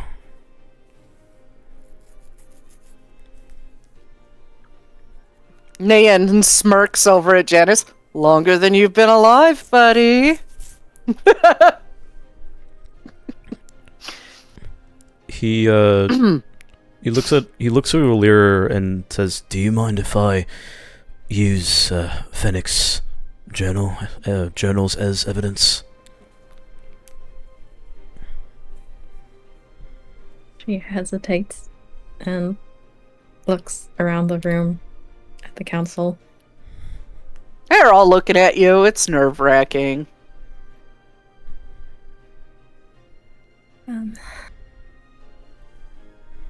Sure. She'll pull it out of her pack and hand it to you. Holds onto it a little too long when, when she's handing it over. He offers a small smile. "Don't worry, I'll make sure they give it back." Gives a nod. And as you pass it up. I was gonna say he also takes, because you have the one that that's the one you're working on. That's like an old Bretic, right? Yeah. Yeah. And I believe I'm the one that took the other two. I just want to make sure that you didn't take him. I want to clarify. No. You have him. Okay. Talzin hands that one out, and he points out, you might be able to see this here is written in an older language, though if you're easy enough to understand it, you'll come to notice that it is the notes of the one Fennec said. And these are his other 2 journals, and he basically just spreads them about the table. All of them label plans in the making, personal entries, fallings out with... What did you say that order was again, Alira? The Order of the Divine Ages. That.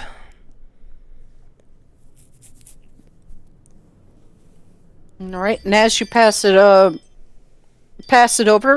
can we take a quick bathroom break? Yes. Cool. Then we'll dive right back into clip show. BRB. And we will be right back. Welcome back, Elder Rolls. Hi. That is what we are. Anyway, dog is done, and P has been pissed out, so yeah. Dog pee. Yeah. So anyway, back to the Anyways. roleplay. Sorry. Blue-haired lady in the corner had to take dog outside, so. Anyways. Where we left off, you were passing over the books. Who are you specifically handing them to? I think that he would hand Alira's book over to the crowd that seems to like him decently enough, which would be Leopold, and then he would just like hand over the books that he got in Deula's direction. Hey, Leopold will look it over and you'll just be like, I can't understand much of this, and pass it down. He hands the other Each book and over. every. Yeah. And like, if they're an old Bretic, most of them cannot read old Bretic. Then it gets to Janice, who can. He knows a lot of languages. He's had a couple 100 years to learn them and a lot of time on his hands. When the book that's in Old Bretic gets to him, he slows down and he's like actually reading it, not like speed reading. He is reading it. And Alira, you immediately see his eyes just like grazing across the page. He can fucking read Old Bretic. And he's just like getting a look of concern on his face as he flips through it. Is this Just noticeable? sits uncomfortably. Yo, in the chair. yeah. He is just like... He's capable of reading it, clearly. As you can see, Lord Hasseldor, Governor Hasseldor, Fennec has been about this for a very long time. He has done things that has gone against his beliefs in order to what he thinks better a world that is broken. And as you're speaking, he does eventually get to a few of the later pages. He grazes some of them, reads some of them completely.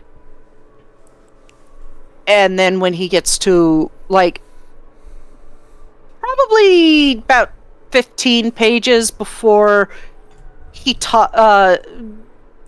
Fennec talks about you, Alira, he just pauses. Akato, they're innocent. Akato looks to him. What did you read? There's information on all of them in here.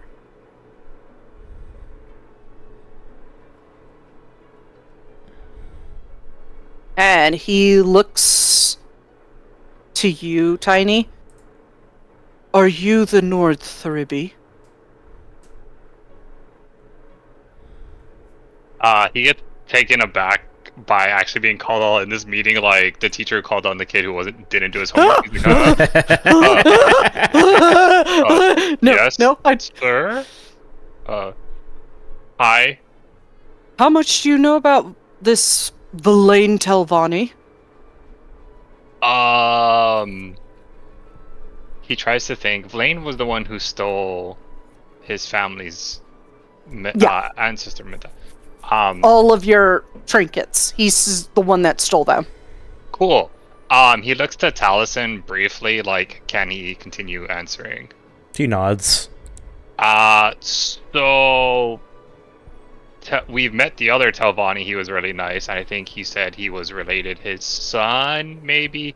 Bad person, stole a bunch of shit from each of us, which might have been magically protected artifacts, and then tried to kill us and kill guards, and we've maybe seen him once or twice. He did way more than that magic. to you.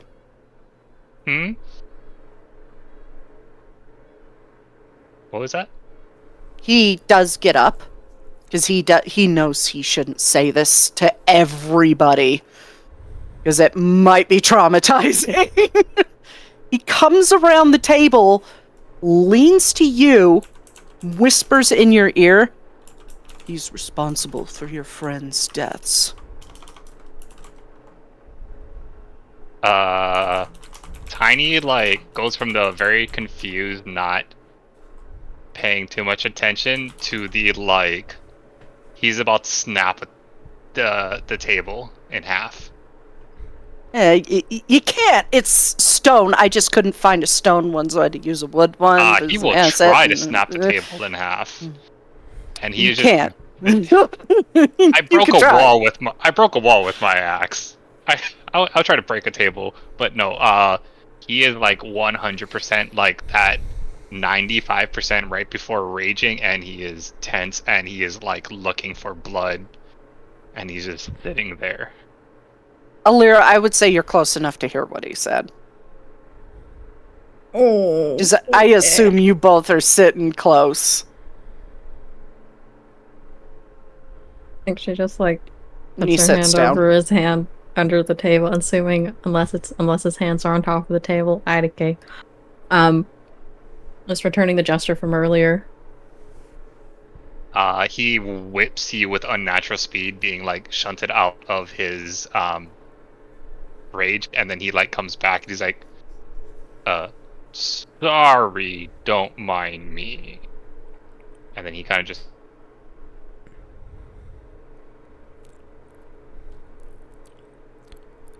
Verbally. We can talk about it later, mate, if you want. We will talk about later, but needless to say, what is written in this book absolves you completely. I mean, there's more if you'd like. I would love to hear more. We need to know thy enemy, correct? Considering that none of you here seem to be part of the worm cult, at least I hope none of you are. No, I have no interest.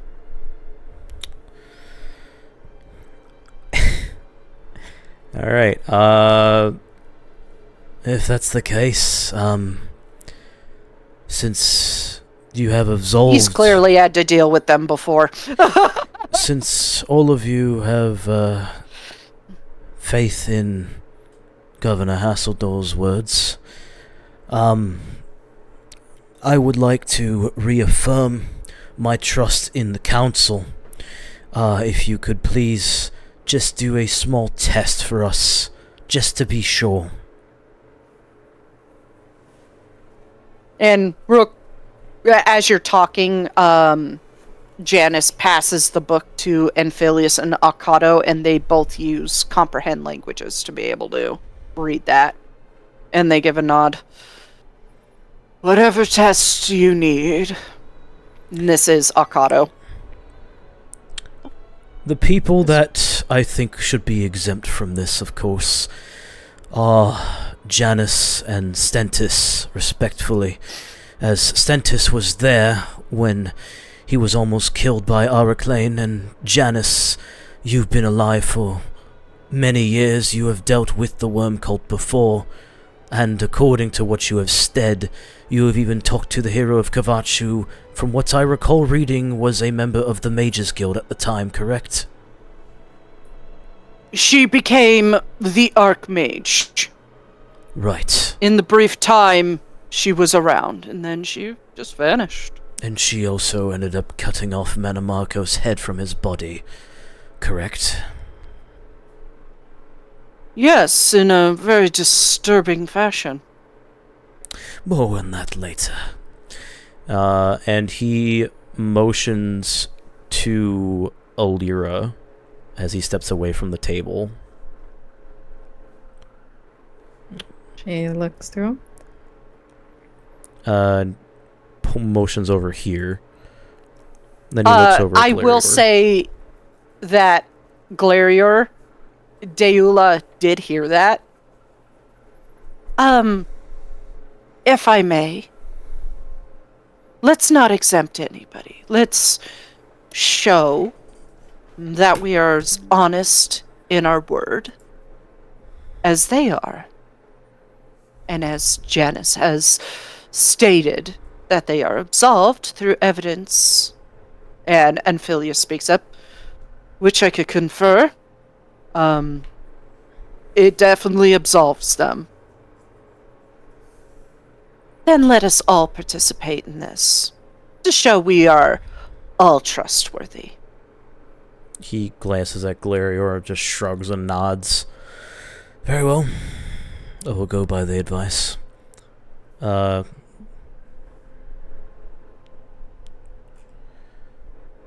And he steps over with Alira.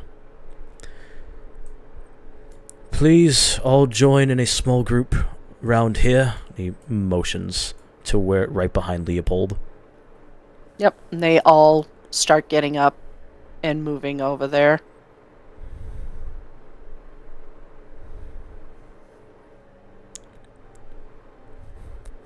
Let's all hope they all fit. I got about 5 more to put over here. Wee, draggy. Fucking tiny. Tiny cats in the group. I love it. Thribby, not you. I mean the council. Oh, but you that okay, never mind. And then I- comes back. He sighs. I know you're not part of the worm cult, mate. But can you be sure? He says jokingly. This is Maybe. ridiculous. Hurry up. She'll cast Zone of Truth. They all choose to fail. And Taliesin simply asks, Yeah, I don't have to do a ton of rolls. Ah! are any of you working with Manamarco, the worm cult, or the Anchorites, Fennec Merced, Silenim Malleus, Verlaine Talvani, and or what's his name? Help me. Davthen Halalu. Davthan Halalu. Celius sighs, no, and walks out. I didn't say you were done. Get back in the circle. She rolls her eyes and Stentis just stares her down. Stentis says, I am not. And Philia says, never. Jenna says, I would never do such a thing and betray Cyrodiil. Acela, Tharn, nope. I'm trying to clear my family's bad name, not make it worse. Deula says, never. Nayan, of course not. I'm not that pathetic. Avion, nope. I fucking hate the Thalmor. Leopold, no. High Chancellor, Akado, no. I've served Cyrodiil faithfully for the better part of 300 years. And Vanessa? No. He nods. And if any of you were ever offered power by Manamarco, no matter how tempting it is, would you accept it? Celius. No. He sounds like a prick. She adds on, like you. Zone of truth, baby! She's gonna be honest. It's great. Love that. Yeah. Vanessa? No. Stantis says no.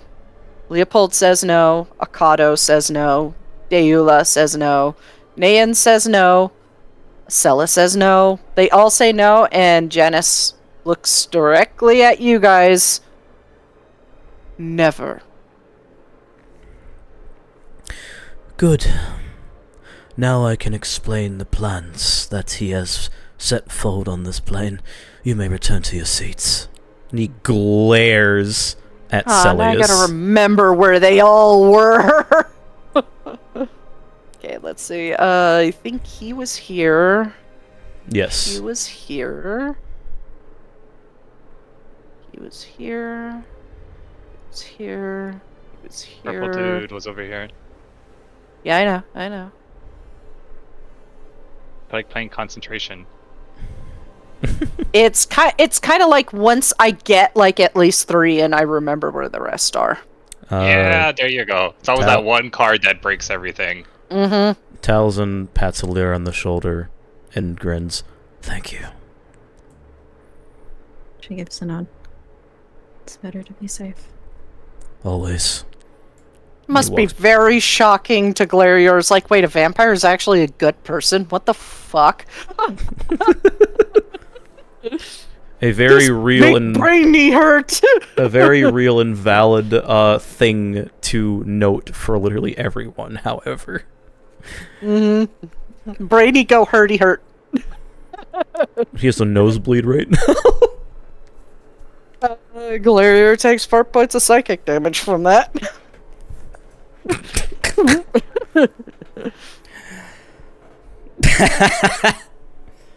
No. All right. Well, if what you found was shocking about us is not true, then I'm afraid to tell you that it goes much farther, much deeper, and much worse. And Talazin proceeds to tell them the entire plot behind Manamarco's plan. So you see, cuts to ad break, and that's it. Whenever he comes back. It's basically like literally 20 minutes of fucking talking about everything in full detail as he has remembered it since day one.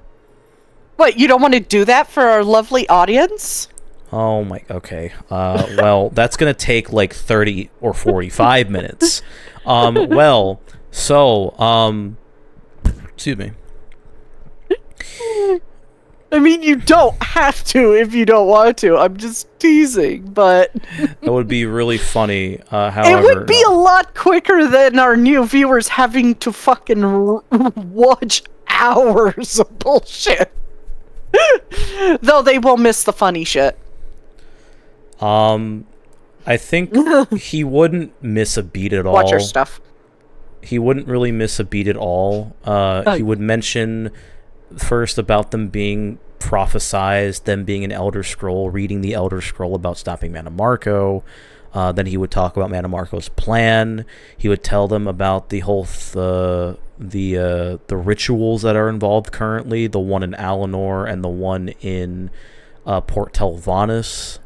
He would mention about how all mages that try to teleport are ripped to shreds, and that mages can also use that to advantages against some of the worm cultists, as some of the worm cultists can't be are not specialized enough with Manamarco, so they will also be treated the same way.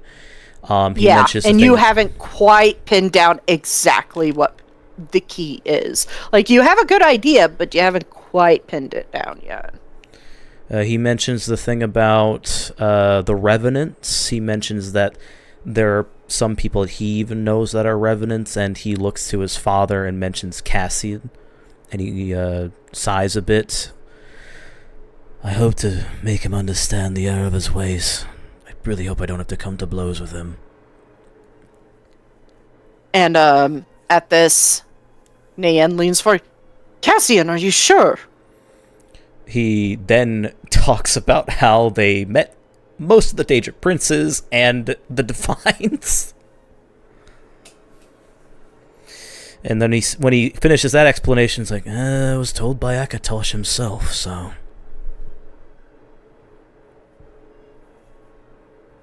I feel like Alira would add on the little bit about how not all revenants are made revenants willingly.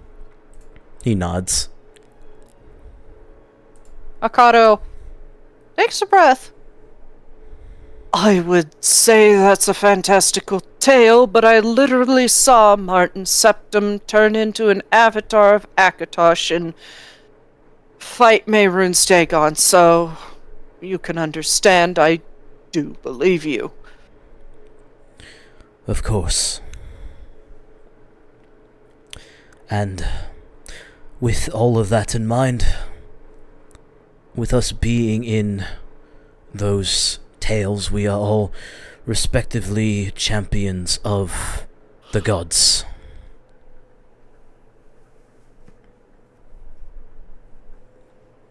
Princes and divines do not want Manamarco erasing them.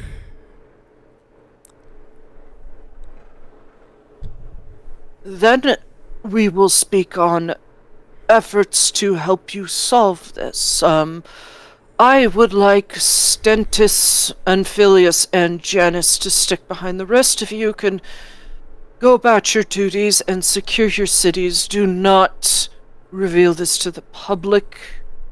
It could make targets of everyone. Do I make myself clear? And they all agree. And one by one, each of these guys... Huh? I was going to say, as they leave, Taliesin looks at them as they go out the door. I would also highly recommend that even your closest allies, your lovers, do not trust them until you are certainly for sure that they are not part of this plot. Even the closest of our allies have betrayed us in the end. Isella stops, looks at you. I'm sure you recognize my family name. I could tell from a mile away who's a traitor. That's the Tharn, right? Yeah, that's Isella Tharn. He sighs and nods. As Wonderful. As someone who understands, you have my sympathy. I wish you luck. She leaves. She's closing the door behind her as she's the last one out. All right. Now, I will ping who is talking. Would you like to know what was in this book? I have been reading it as fast as I could. I already told your Nord friend what pertains to him in it.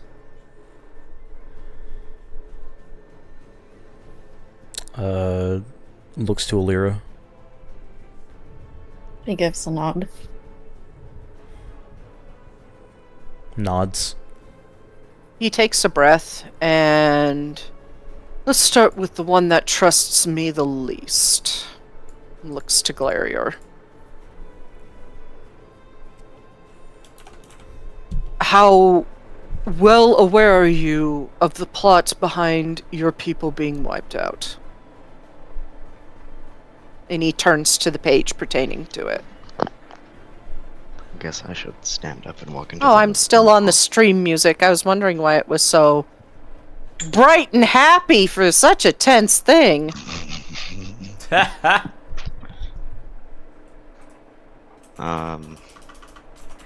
Glarior looks up and tenses, like visibly this time. Like his hackles just raised. I know much of it.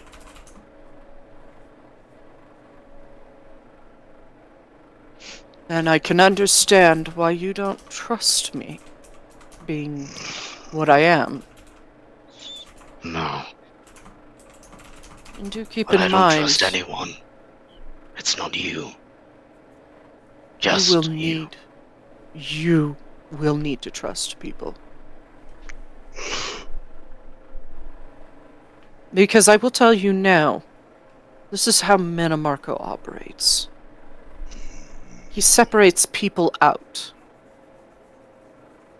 He burns down everything you love and leaves you alone, broken.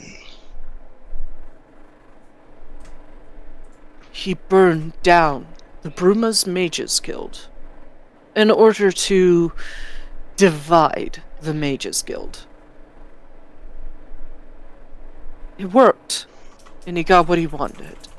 The end of the Mages Guild. Hannibal Travin, the Archmage at the time, dead. And the hero of Kavach lost her mind in what is likely grief. I have seen. He motions to Akato. We have seen this sort of thing before. Being prophesied is no joke. You need to lean on others.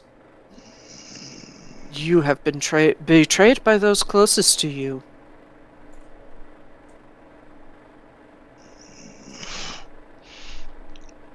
The day I begin to lean on others is the day I am weakest. I will associate with others, but I trust no one. Then you will fall. I have lived a long time. I have seen people act the same as you, and they either fall to madness, die, or join their enemy. I will Which never of be those? like him. Do not talk as if you know me. I do not know you personally, but I have seen this cycle. I have lived 500 years.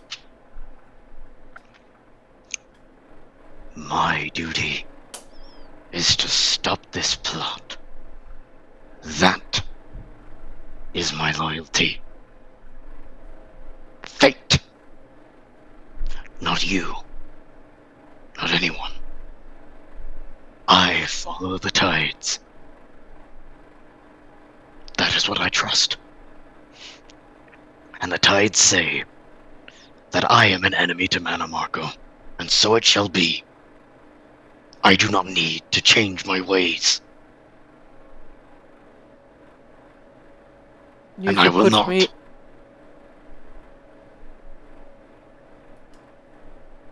You could put me under a zone of truth again, but I will tell you that Daedric princes isolate people and tell them they're the strongest alone, which is false. If I thought I was strongest alone, I would not be here with them. He gestures to the others in his group. I will tell you now from personal experience, you can be near people and be alone. I have always been alone.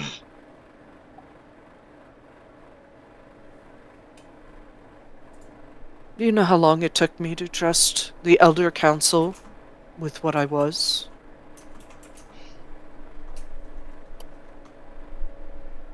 He motions to Stentus.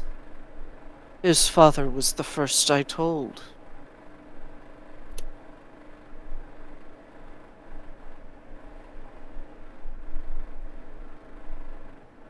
Make your point. And believe me when I say, when it was revealed to the Elder Council, I was a vampire. But on their side, I found myself grow stronger. Because I had people I could trust with my secret. People I could trust with my problems. And I wasn't so alone anymore.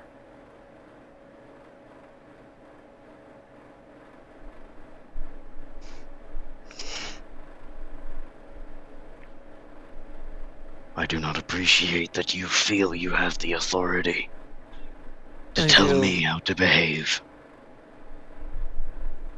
Because I've been in exactly your position. We are doing Thrash and just fight fine. it. Thrash and fight it like a scared rabbit all you wish, but it is the truth. Keep that name out of your mouth. Do not use it on me.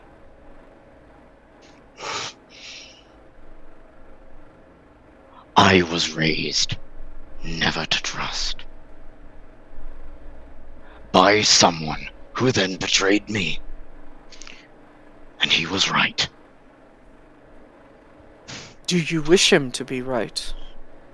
It doesn't matter what I want. It does. No.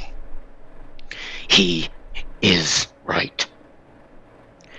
I trust, and I leave myself open to be hurt. Again and again. And I will not be hurt again. I will not suffer the injustice of grief.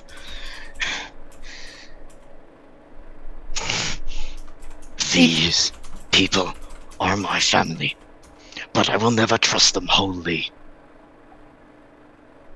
He places one. a finger on the page as you speak.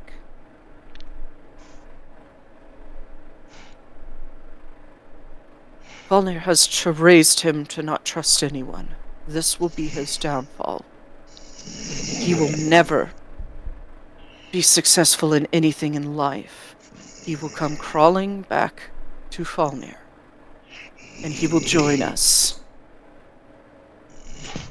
As long as he does not trust, and as long as he believes everything that he was raised on, he will be weak. Just like his parents. Be quiet! He turns it to you. Turns the book to you. Mikado can cast a spell on you to allow you to read it if you do not believe what I just read. I know what it says.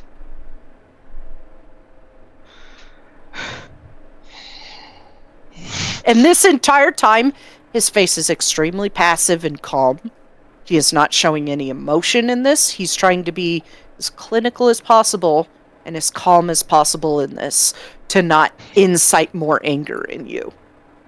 Meanwhile, Galerior has, like, stood up and, like, his hands are braced on the table. He's, like, ready to pounce, but he's not doing it. He keeps breaking away to pace around and then goes back to the table.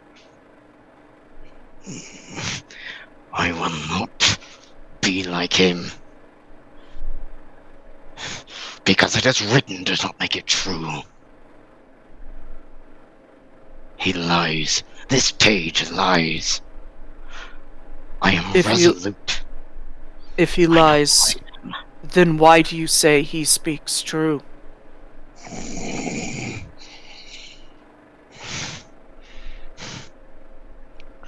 I will not become like him.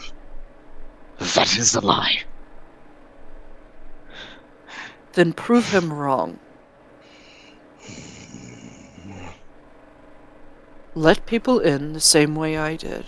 You will be stronger No. for it.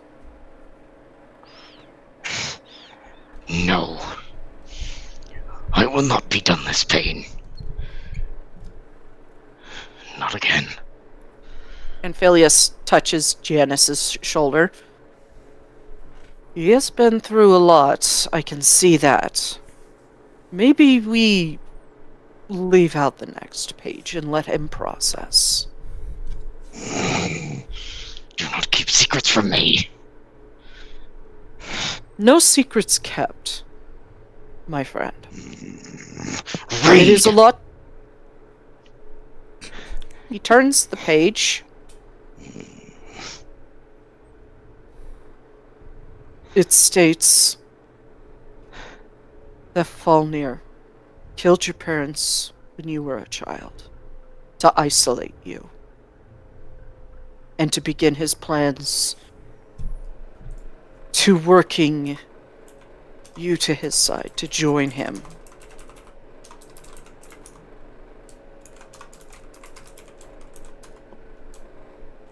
I know this.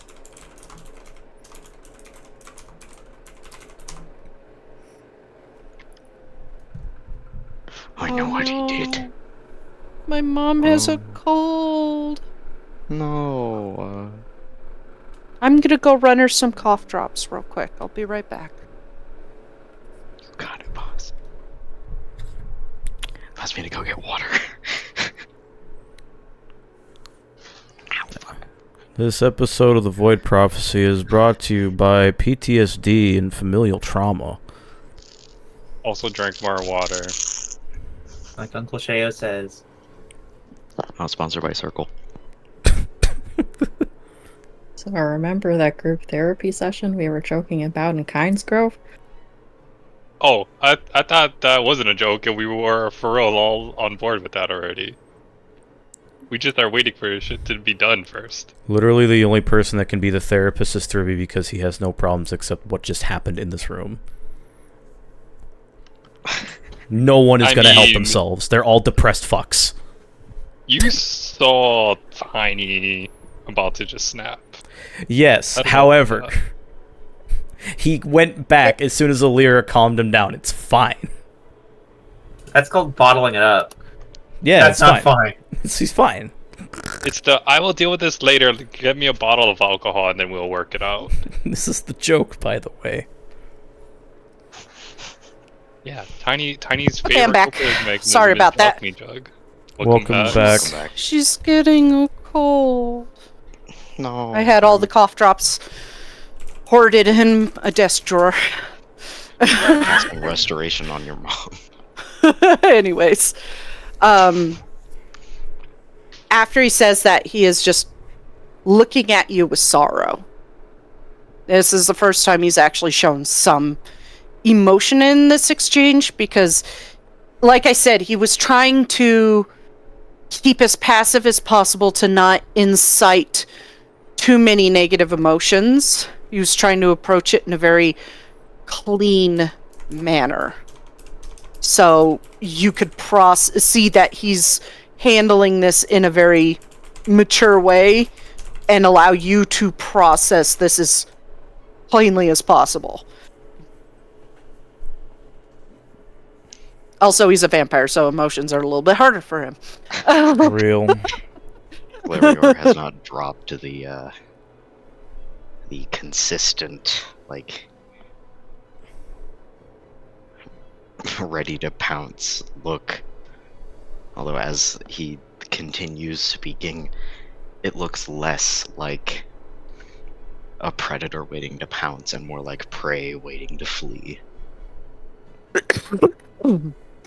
Water. This is how my throat likes to tell me, hey, drink some water, bitch. It gets stuck to itself. Mine was doing that earlier. I defer back to the meme I posted a while ago. Yeah, drink some water. Got it. Water, Drink some water. bitch. Oh. Water, bitch. Oh. Oh! Anyways, a lot of talking.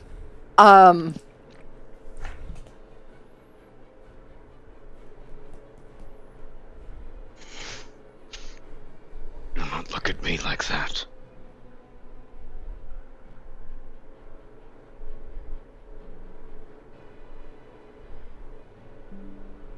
I am truly sorry. And he does have a no. He has a look of sincerity on his face.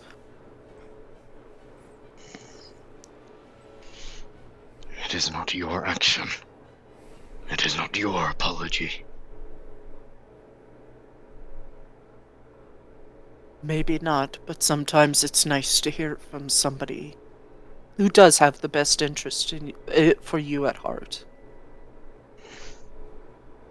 I know you have your reservations about me because I'm a vampire. I've read what the Svalnir is. And your predisposition toward me is understood. Not all of us are like that. I'm one of the few that have chosen the side of mortals. And Why? because I want to. I have no desire for any more power than I have. The castle is my home. I'm comfortable in it.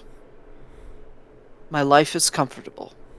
I have want for everything that I have is what I want. He's content in his life.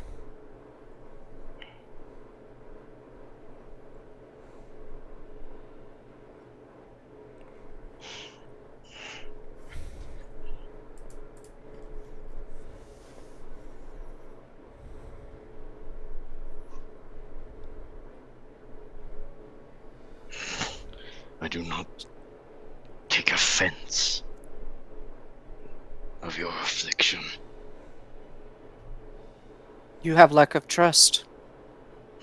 Sorry, Tiny, you were slightly off center and it was bothering me. It's fine.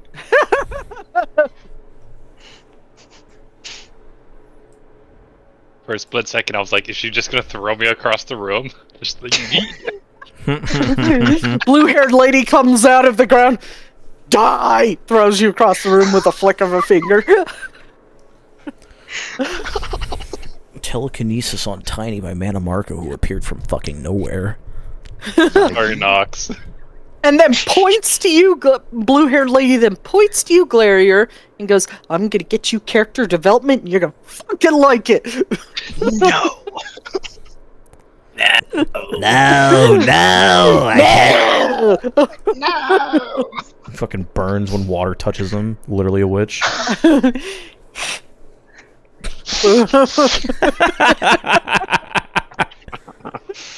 I love Then him being sinks so back interesting. It's into the great. diamond on the floor.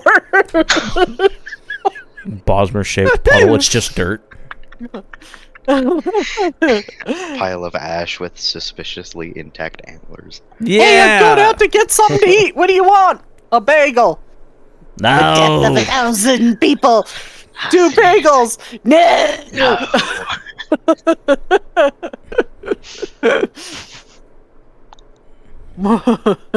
The souls of the innocent. How about a bagel? No. 2 bagels. No. What's in your pants? Tube. What's in your pants? Pulls out one of those squeezy chickens. I feel like that bagel vine is literally just Thribiat Glarior. Yeah, pretty much. Yeah. Alright, your next assignment, pick a vine that vibes with you the most. Oh god. Anyways, back to the thing at sadness at hand. He is just calmly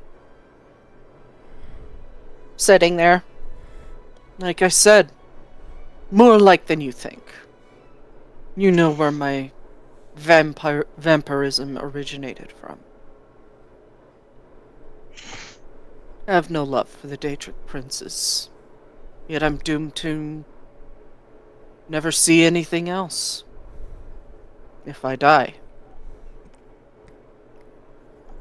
But there is more in life.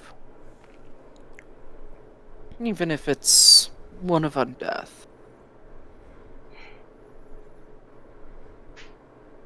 That was about the time you guys go, oh, by the way, don't go near Mana Marco.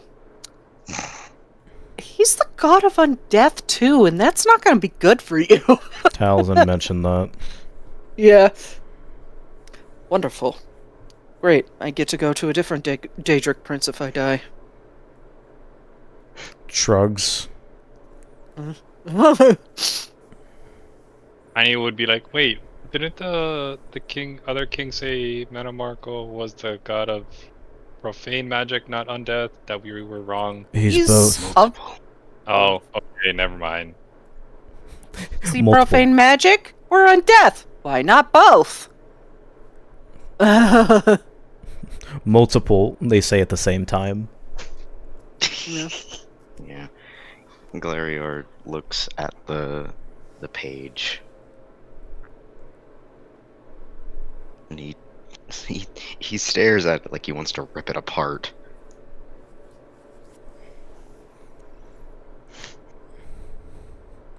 Please don't rip that apart. I need it to. For everybody else. Penned by Fennec himself. Shame. This is Fennec's account of me. It is not the truth. He does not know what I will be. Who Alira, I am. you know for a fact Fennec doesn't lie. For the most part. He lies about who he is, but anything that he does is not a lie. He internalizes that and decides not to incite him more right now. Fair enough. Alira, the closer target, gets mauled. Oh my god! I never thought this is how I die! It's literally just gonna be fucking Caldron or Taliesin that gets mauled.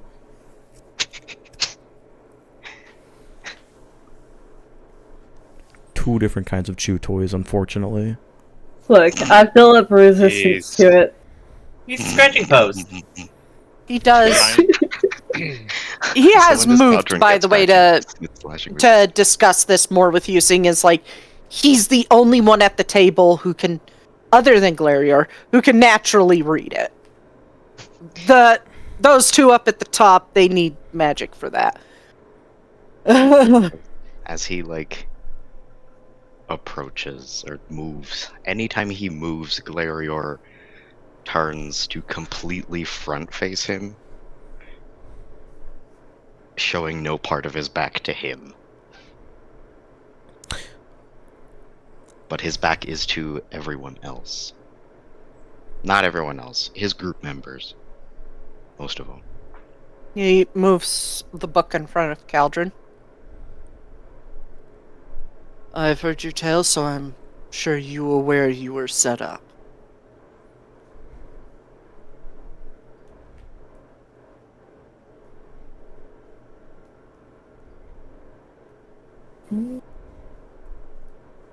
Now she's dead. My god. I'm dead. Yep. But thank you for Okay. noticing. Krim needs to roll death saving throws. Okay. And real life. Alright, what? Alright, what part is he showing me? Just my part? Hmm.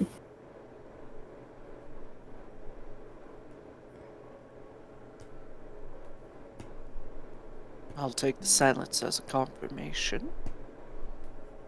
Yeah, it looks to Farron down at the other end. Do you have the stomach for what I'm going to tell you?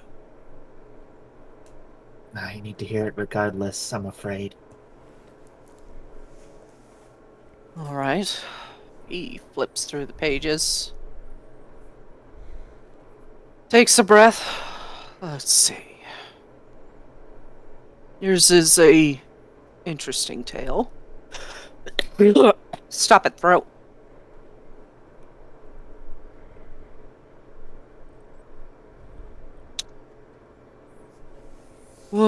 Your boss's name. Zero-A, correct? Cyro Carades. Cylinears behind him. I think I've had that confirmed for a while now. Can't say I didn't see that coming. He's always been quick to align himself with anyone who will back his types of deals. he's really behind them. That whole branch of the guild is not truly Thieves' Guild.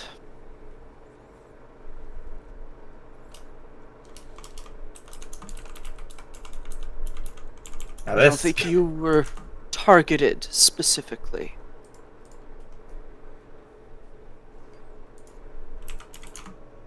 What do you mean?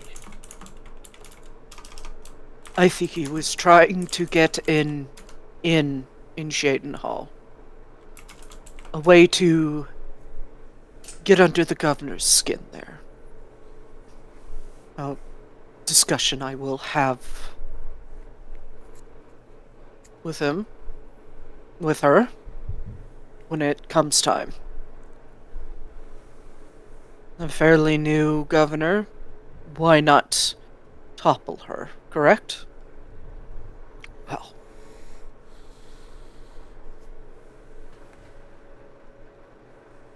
And your friends, and it's all a mess.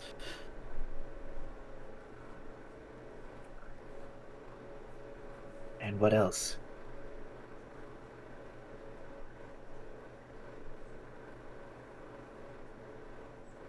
The strain your mother had giving birth was not natural.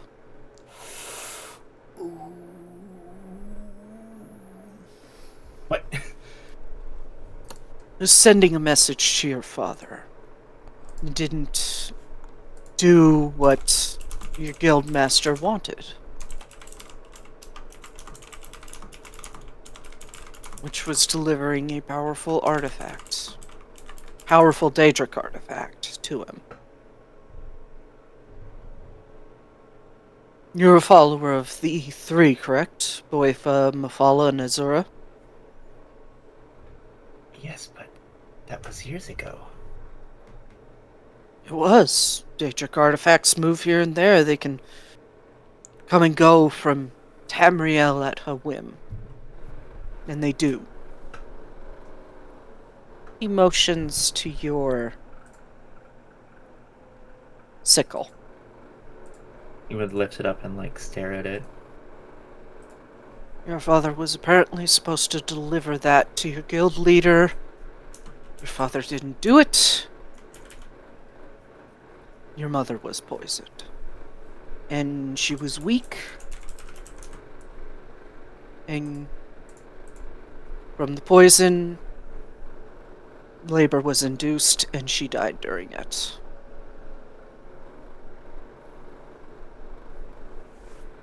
It's actually kind of perfect music for this moment. He's white knuckle gripping the moonlight blade as he stares at it. Almost disgusted with it. It is not the artifact's fault. Maybe not.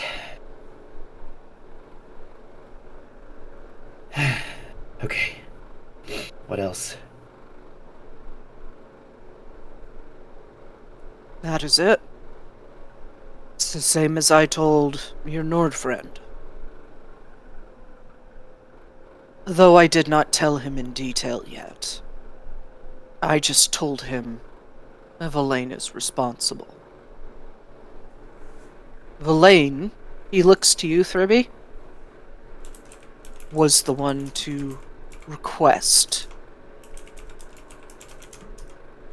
clearing out that place.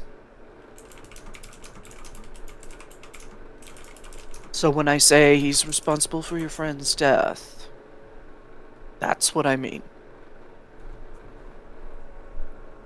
He just looks up in utter confusion. He's like, I mean, we've done clearing quests hundreds of times.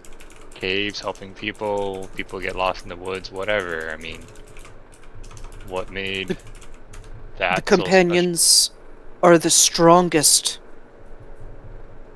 I would say, for lack of a better term, military force in Skyrim. And also not tied fully to Skyrim, so they can operate on their own will, correct? I mean, I guess. Yeah, I normally just go where I want or do whatever job I want. Let me make this simple then. Villain was trying to weaken the companions. Pick them off a couple at a time. Tell me how many more companions have died in the past 5 years. Because what I'm seeing in this book, about 6. He kind of just thinks for a second, and it's like the thought never crossed his mind. It's like, I mean, we die all the time, but maybe it was bad recently. I mean, I heard tales of an attack on the companions not too long ago. It was some time ago. I think you guys did a battle in your Vasker, correct? Against quote unquote the Silver Hand? that's way too far. Or is that to the- be like, I can't remember. Yeah. We never fought in your Vasker unless you're talking about Wave's backstory.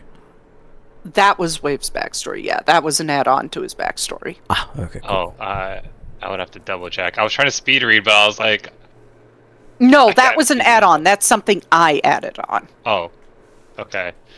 Yeah. You some would. fucking fly going around my face, and I'm like, I couldn't tell you distracting this me. ahead of time because I didn't want you like getting spoiled for this whole reveal. Because you technically, up until this point, were like the only one in the group that didn't outright have an anchorite enemy. Because I wanted this to unfold, and this was one of the ways it could have unfolded. Another way is you could have started investigating around and asking questions, and that just didn't happen because you're playing Tiny true to his character. He just goes with the flow. So One job now at the a time. plot's being unraveled. There was an attack some months ago, correct? End of last year? Possible? That's hard to remember that far back. The Silver Hand that attacked, and you can talk to your Harbinger about this, he'll remember. We're not Silver Hand. Oh, he has this face of like, okay, I'm trying to follow, but okay, so they weren't Silverhand. They were Order of the Black Worm, disguised as Silver Hand.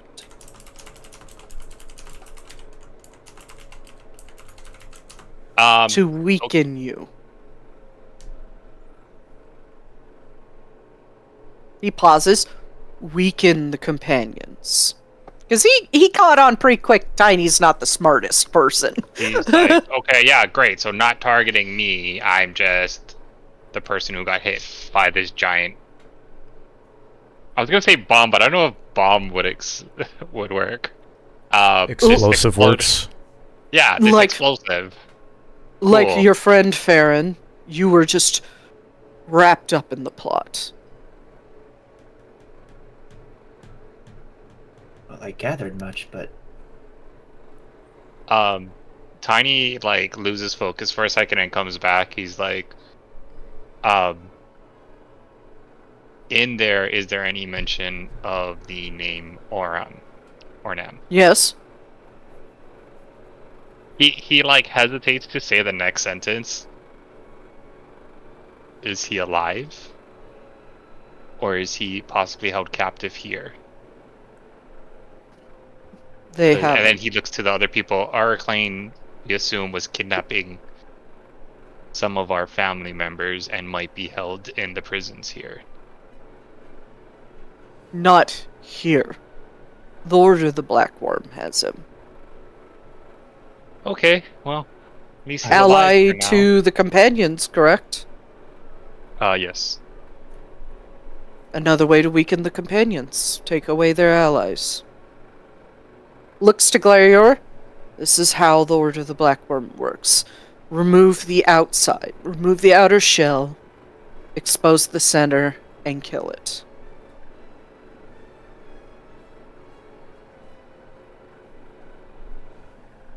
I still don't understand what the worm had on my father. No. I saw that message. That's like an analogy that Glarier would get. And then he looks to Thribby. It's like breaking the armor to stab at the inside. Oh no, I got that. Yeah, he caught on that you're not the smartest dude, so he's trying to dumb it down for you in a polite way. He nods in like appreciation. He's like, yeah, I got it. He's Glarior looks very patient. increasingly more and more like he wants to run out of this room right now. Stentus, Taliesin, I apologize for this next part. Can't be worse than killing my own mentor, but go ahead, Janice. So you are fully aware that Arclane has been working on your family for some time, quite closely. And that you saw him as an uncle figure, a father figure. He nods. He has a And very what dead he look in has his face. Recently, what he has done. Are you aware of what he did to your... He looks at you and trails off. Taliesin. My fiance? Yes. Unfortunately.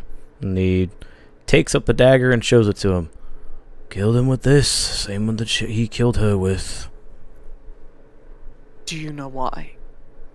Leverage? Truly, no. If that's what he told you, he's lying. He was lying to you. Not surprised. She overheard a conversation between him and Fennec. He raises his brow. Conversation about the Order of the Black Worm that would expose the entire thing. So we killed her.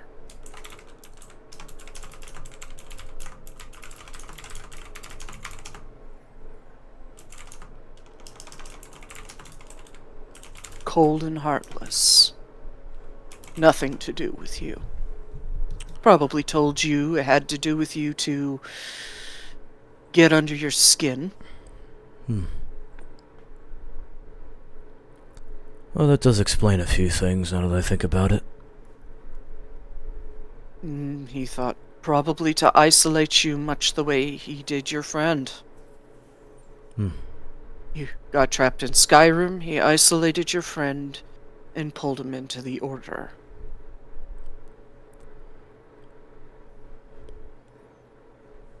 You do have comprehend languages, so you can use it to confirm what he's saying.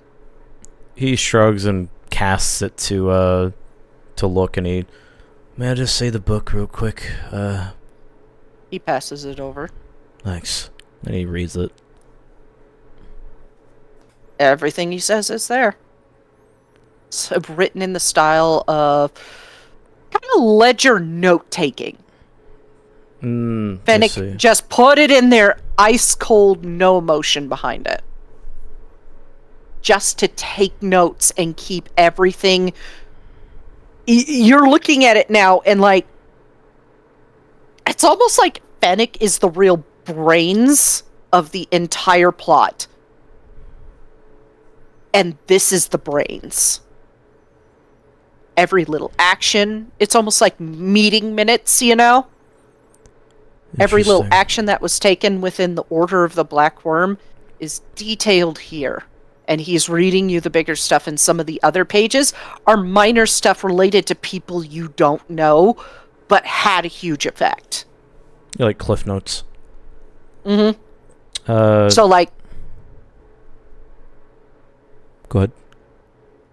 so it's like, there was a person over in, like, Rehad, and he wanted to get a foothold in Rehad and Tanith, and he sent Davthin out to handle that, and incited a woman to rebel in Tanith, who then fled to Skyrim.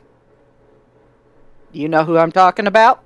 I believe that's the Red Guard from the Skyrim questline. Yep, I tied that quest line in. Clever. She Very was manipulated. funny. They got curved swords. In my time of need. She was manipulated, and later on that page, it's noted that she was hung for her treason and killed. Alas, unfortunate. That's a nice little bow tied up right there. It explains Loose end why. cut off. Explains why Silene was upset with Araclane for not doing what he was told. Interesting. It was more than likely it was this Fennec. From what I am seeing in this book, all over this book, from the first page to the last, he is the mastermind. Sure. And he pants it back. Takes it back.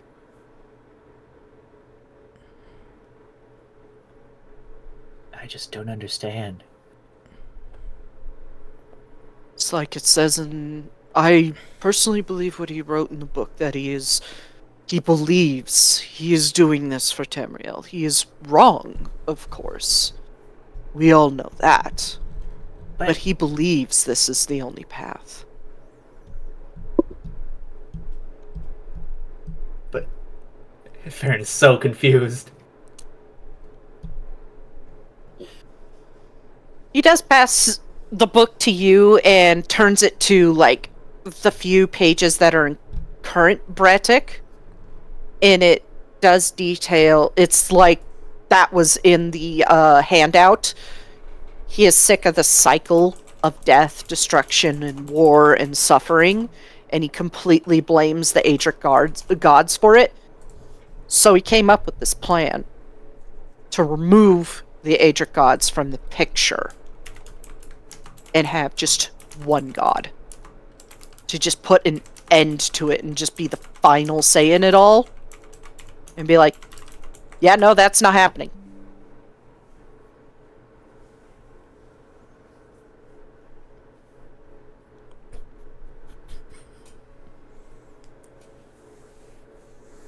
He clearly... those of you with a high wisdom or high intelligence, he's clearly got himself believing this 100%. And you tie in that little short story of Fennec's past and talking to Manamarco and knowing how manipulative Manamarco is, he probably started planting the seeds for that and pulling Fennec in, and it grew from there. So everything points back to Manamarco starting it all. And Fennec just being the right hand of it. So this is just confirming what we read already? Yeah, pretty much. Cool. Excellent. One thing's for sure is Fennec is very serious about his fucking job by the way he details his notes. But what happens when he's the only god left and the world still suffers? What would he say then? The future is an unknown. That's the problem. What happens if Manamarco gets everything he's ever wanted? He clearly can't kill the world. Then he would have nobody to worship him and give him power. And what's the best way? What's the best way to get an immense amount of power? And he's done things like this before. Make people like you. He's participated in politics for a couple thousand years.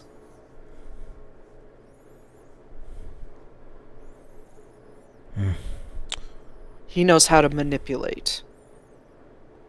Well, he's not doing a very good job at making people like him because a lot of them hate him or are scared of him. Don't really have a choice in that. For now, it's like ripping off a plaster.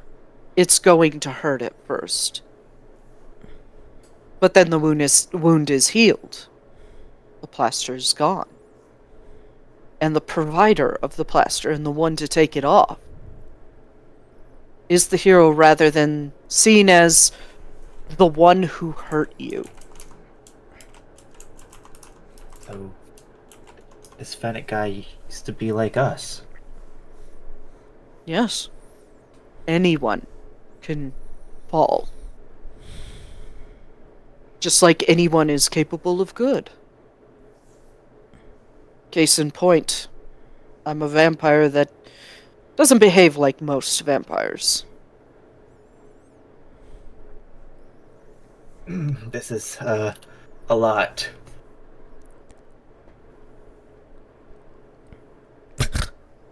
I do agree with that. I am tired.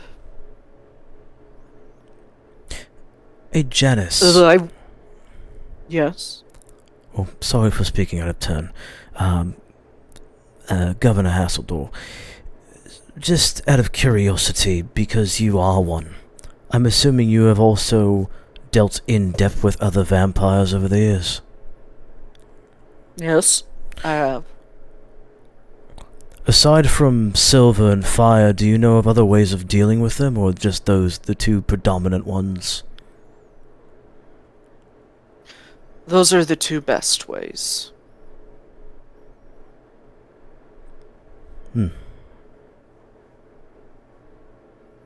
And any other potential ways aside from the obvious magical weapon or spell, or just hit them until they're dead again?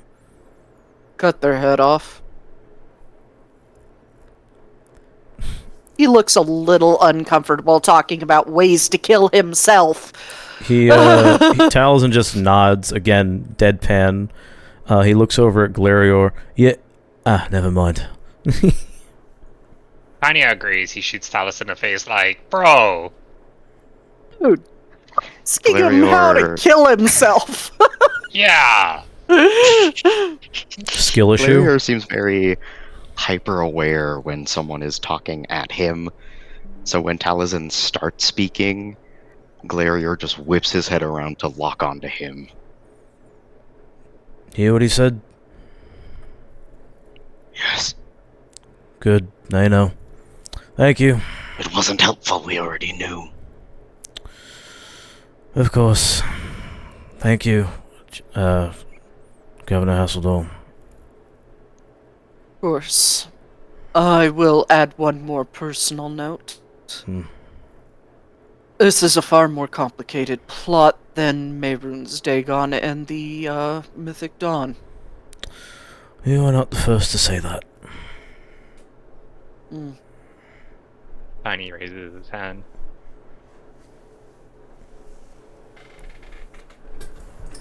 Yes. He's like looking at you and you're still raising your hand. He's like, yeah. So I don't know if this still applies, but like when you're making a weapon, you have to be very precise because there's steps involved. And so if you mess one up, yes, you can recover, but then things get harder. So other ways to fuck up his very complicated, stacked neatly thing. Suggestions. I know that's not a real sentence, but like that's... Wait, what? Yeah, that. Like, and this is... Yeah, Amphilia speaks up at this because he's getting what you're getting at. He's like, he's picking up what you're putting down.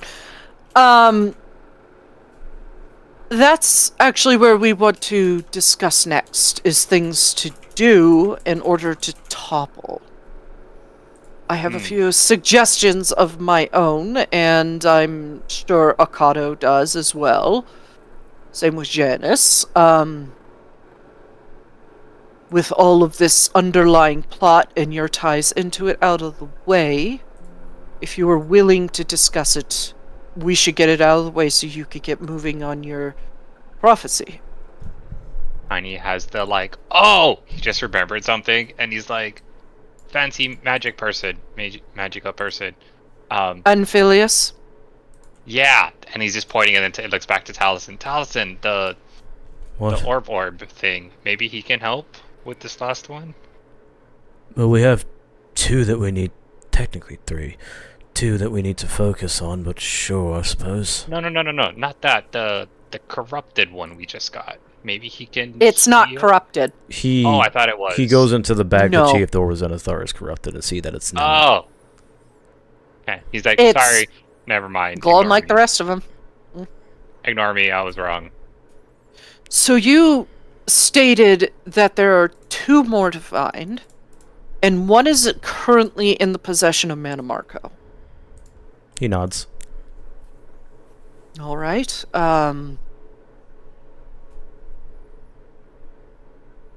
You could see this young archmage. He has a look of thought on his face, and he's like bringing his hand to his chin, thinking, scratching like his shovel. What's on your mind, Aphelios? I'm thinking of a way we could handle the one that Manamarco has. Could think of a He few would- ways. Yes, but that one will have to be approached last. I don't think he can corrupt it. He's a Daedric prince, correct? Aye. Somehow ascended. Proven. Factual. Yes. We saw his grave. Grave? Not the right Point word. of ascension. That thing. We Yeah. saw where Yeah. he mantled and ascended. We even fought his old cow robe. Whatever the fuck it is. Sounds like it was imbued with strong energies of a god. One's still tied to him, correct? Or are they gone now? You remember when you fled that place, he was still wearing them, so they're probably with him now. Probably with him now, I'd suspect. It's the logical guess. Alright then, I would worry about that one last. See if you could get the one that's in Black Marsh as soon as possible. Then as soon as you get it, come back here and we can devise a plan to get the last one. I have a few ideas, but it will have to work in tandem with other things in order to distract and divide.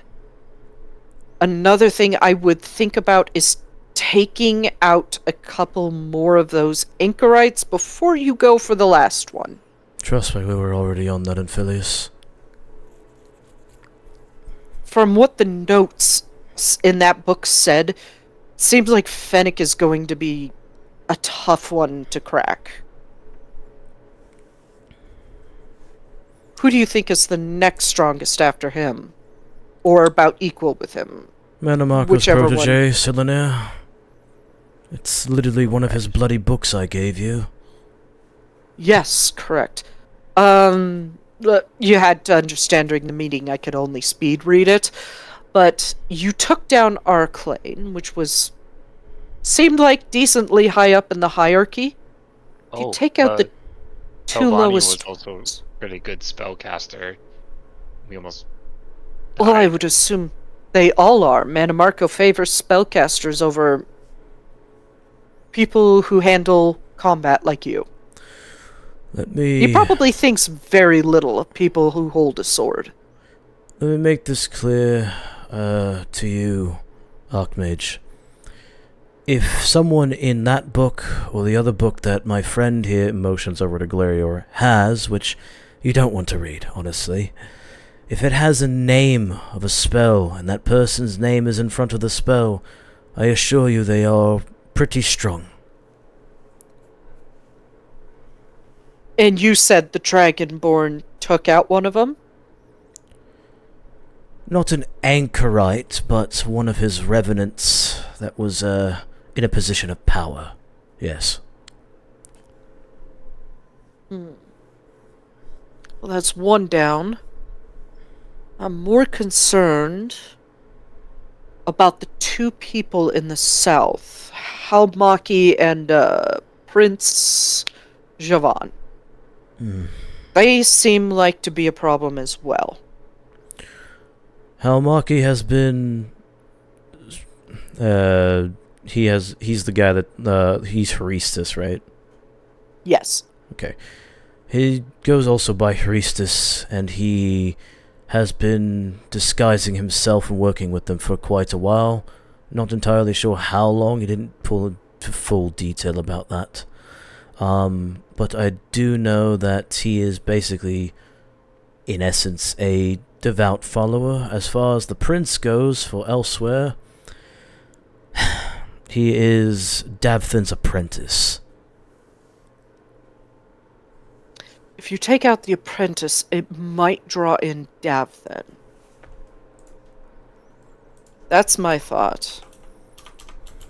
And then you could take that one out. And that's 2 anchorites down. Better than fighting him at the fucking ritual site, that's for sure. How would you get Verlaine's attention? Showing up in Port Telvanus, I'd assume. Here's the thing, it's not strictly stated he's there anymore. People can move around. It's not like he's glued there. And with you taking out Arclane, he could have been moved. That's a possibility, but considering that he's the one that's guarding the teleportation ritual, I doubt he's moved from Port Telvanus.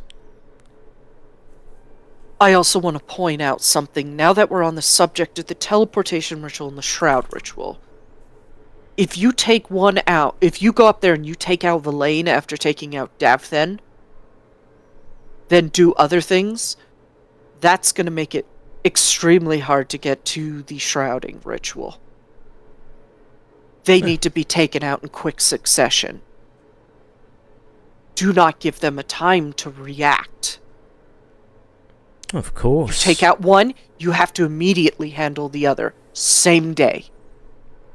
As quickly as possible. Ideally, it would make sense if we deal with the teleportation one, because that way we could just swoop into Alinor and go straight to the manor where the other one is being held. Exactly. I know Devaithfir has a spell to hide from Divine Sight. I think he used it on the False Tribunal a few times. So that may help you in that respect. Well, my thought is... Sorry, go on. My thought is... You take out the teleportation ritual, and he waves his hand, and like a magicka outline of Tamriel happens, and he points a finger at Port Telvanus, and it lights up a little bit. You take that out, and you call somebody who could teleport. They take you down to the next one, and you immediately take that one out and get out. We have a few friends. Alright, you take that out, then you can slow down and focus on removing his foundations. There's... My recommendation, take out those 2 rituals as soon as possible. Then worry about the last 2 orbs. Then the anchorites, because you will have put them on their back foot if you take those out. You will have revealed them to the gods. With my knowledge in strategy, is what Amphilius is suggesting, does that sound a lot more sound than going to Black Marsh first? Yes. Okay. Because you look at it this way, is basically what he's inferring to. You take out the shrouding ritual, the entire thing is revealed to the gods and the Daedric princes. They can all see what's going on now. You take out the teleportation ritual, mages could move around freely again and mobilize. That's going to put them on their back foot and allow you to work to dismantle like the underlings and the anchorites before getting to Manamarco. So my original suggestion was actually correct. Funny how that works. Stentis just kind of gives a little, that's my son. Brilliant. You're going to make a great governor one day. Oddly enough, he just looks at Stentis with the same blank stare and nods. Uh-huh. Yes, Dad. Thank you. Because this entire time he has been in the room, he has not like cracked a grin once except to like comfort Alira. Like he has been pretty not present.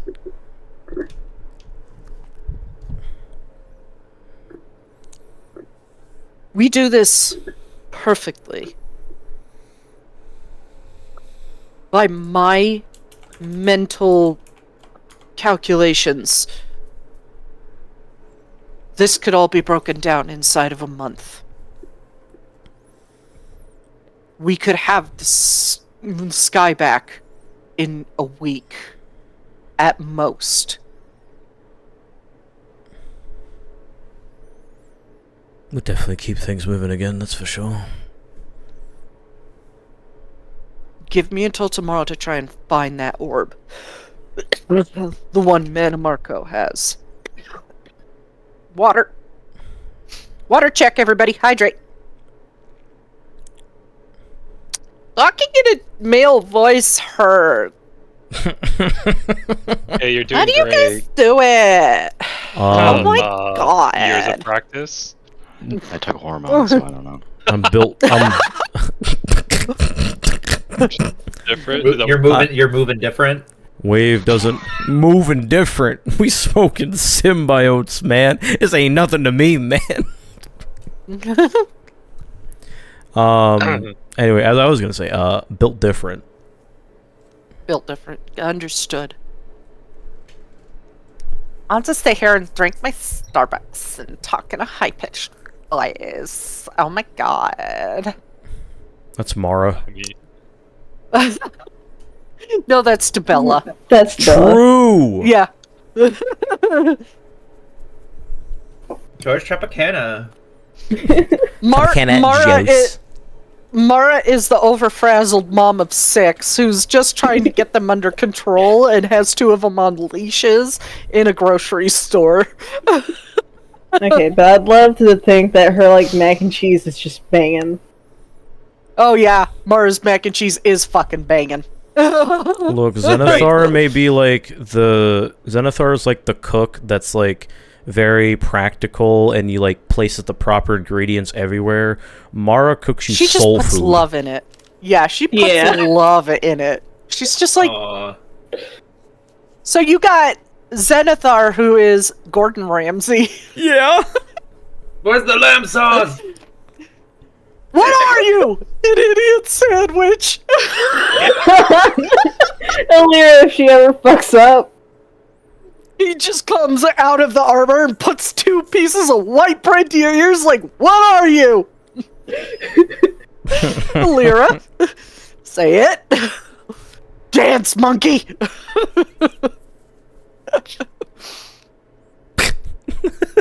Sandwich. It's fucking raw. And then you have Mara, who is like Rosanna Pansino. Bubbly, perky, cooks really good with a lot of soul and love. Just like, oh my god, this is so good. I want Mara to call me sugar and say it's gonna be okay. I mean, you can ask Aaron to do that. Tangent aside. That's not the point, Wave. Tangent Nah, he aside. hates him. Does that sound like a good plan for you all? Rest up, get ready. I will have an answer for you tomorrow as to where that orb is. And hopefully it's somewhere manageable. I would assume he would keep it in an area you wouldn't go or near him. Let me confirm that. And we'll figure out a way to get it. And pretty quickly after breaking the rituals. Sounds like a plan. Okay. At worst case scenario, he has it on his person, and you're gonna have to get it when you fight him. Oh boy. Wonderful.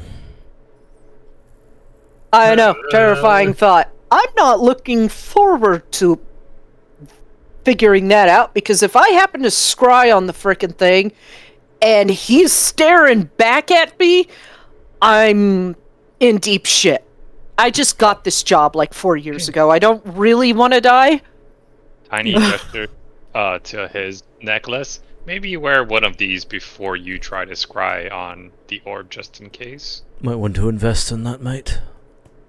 Funnily enough, that only works on your physical body.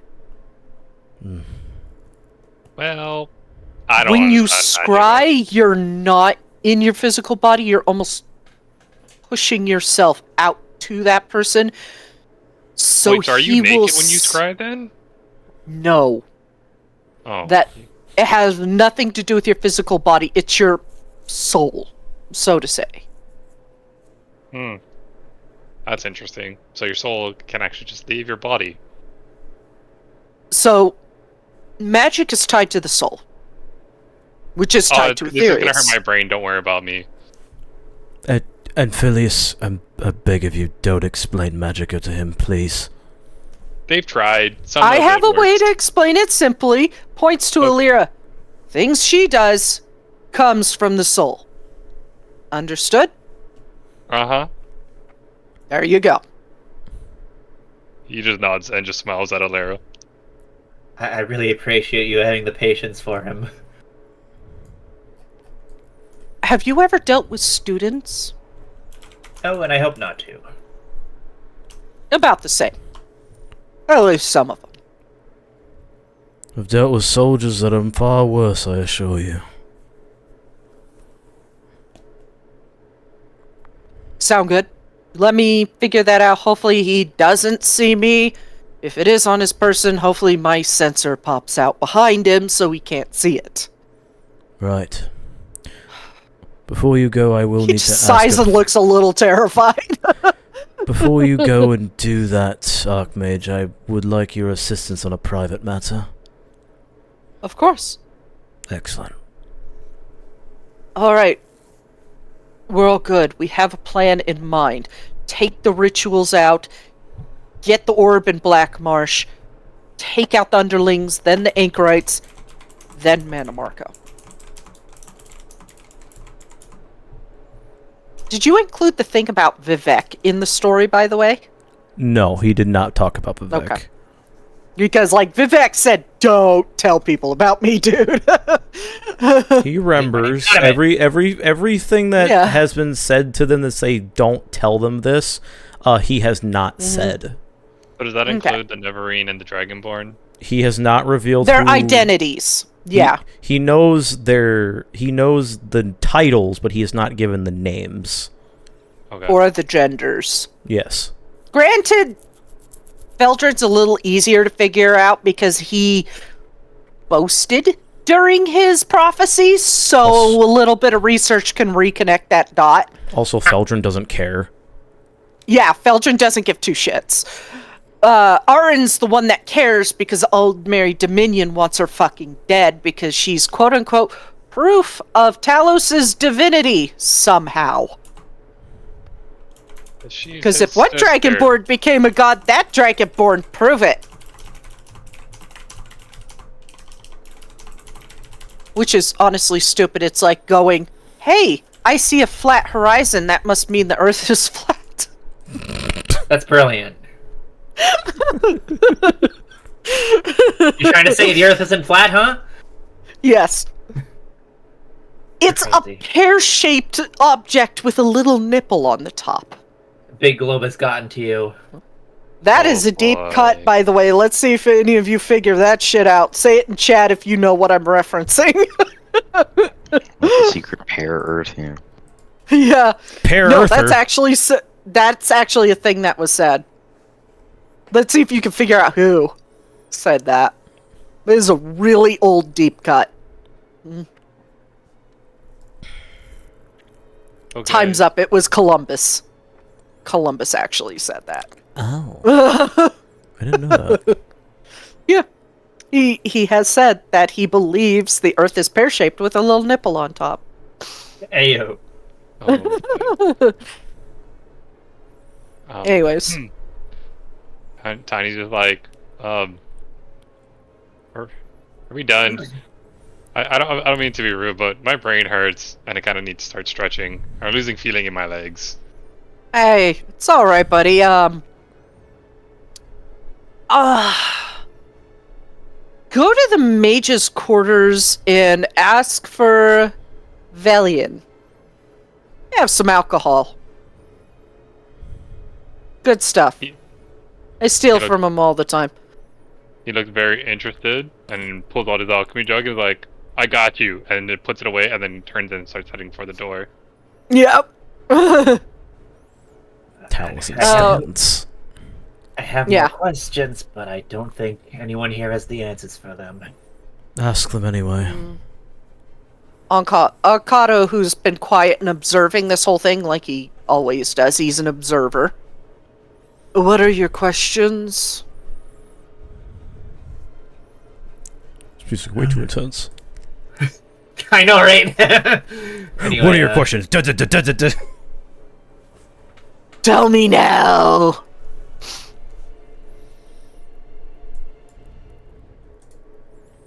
He would sigh,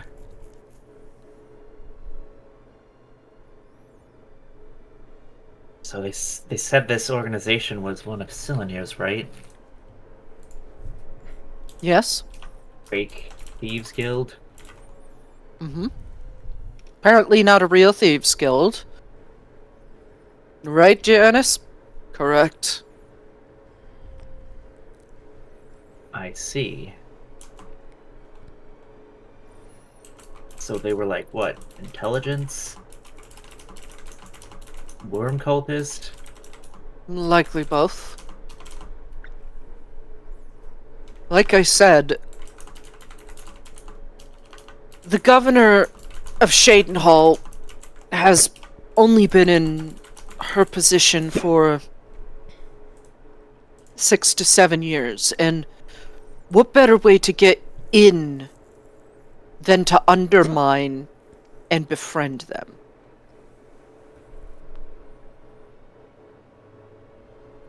Make them appear weak, then come in and swoop and save the day.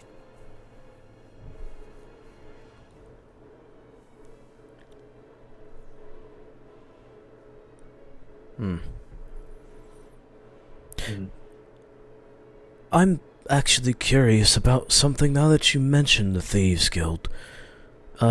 Janice, did you read anything in there about... Oh, what was his name?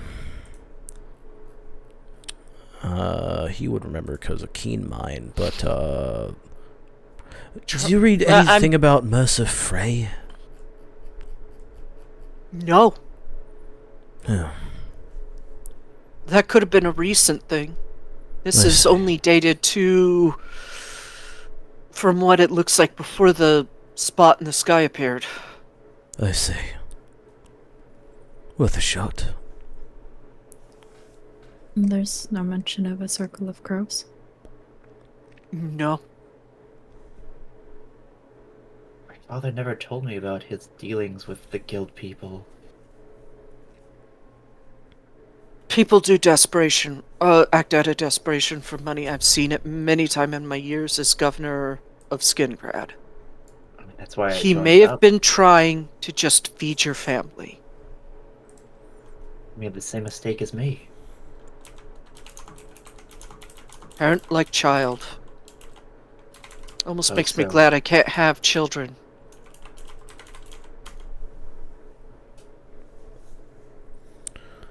Well, you can certainly ask him when we make our way back to, where he's currently housed, eh? I was... Pretty sure he'll provide... Sorry, go on. And I guess, like him, it was also my fault that my sister got involved in any of this strangeness. From what I understand, your sister, from what you have stated in your tale, is leverage. She's possibly still alive, and they want to use her to peel you away from your friends and break apart your group, so there is no opposition.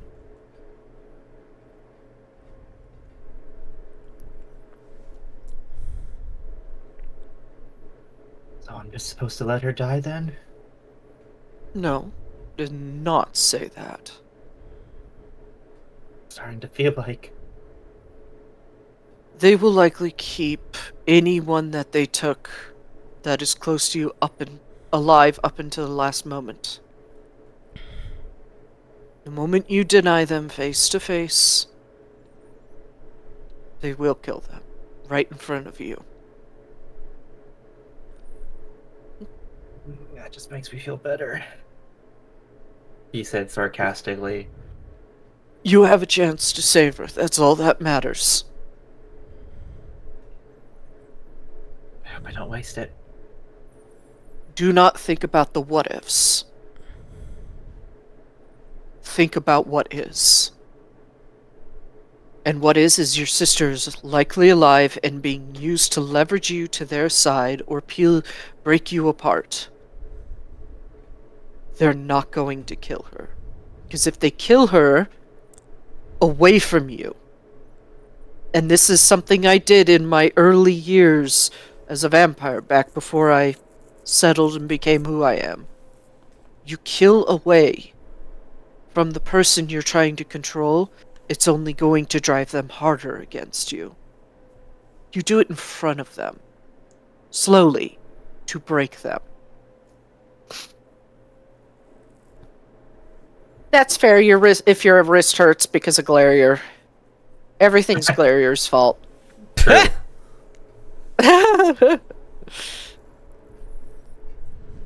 Does that make complete sense? I suppose it does.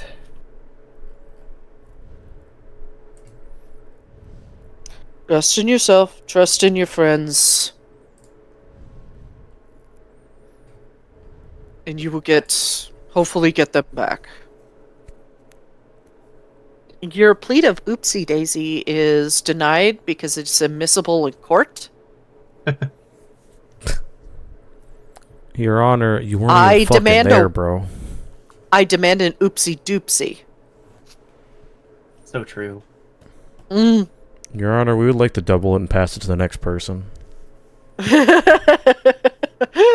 He wasn't even there. Please. Your Honor, shut the fuck up. You weren't even there.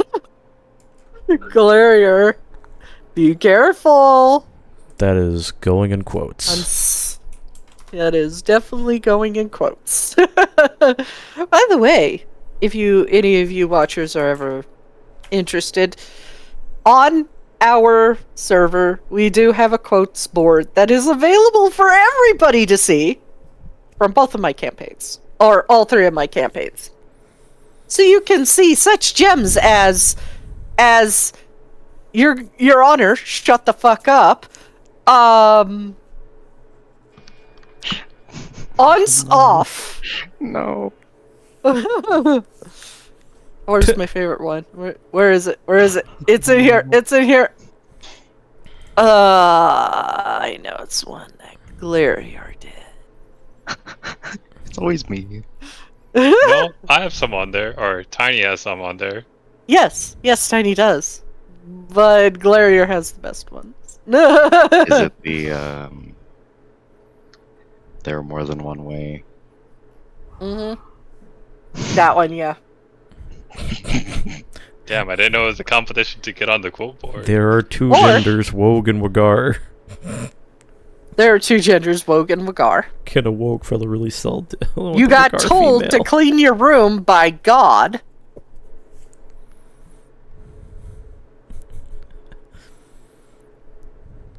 And such lovely things as Tiny to Arin, didn't you suck a dragon? Hey yo. Yup. Did not go on to bad dragon, guys. Roll a nat 1, rolls a nat 20. That's not what I said. Gotta love it. I'm getting off It track. wasn't a nat 20, actually. Oh god. That was Just actually a one. very, very low roll. Because 18 plus 9 is 27. So he technically rolled a 3. And still kicked ass. Because he's a god. Mm-hmm. And there's me just asking for fucking help. Guys, Or fucking help. fun things like Talos saying, "Stab that bitch elf."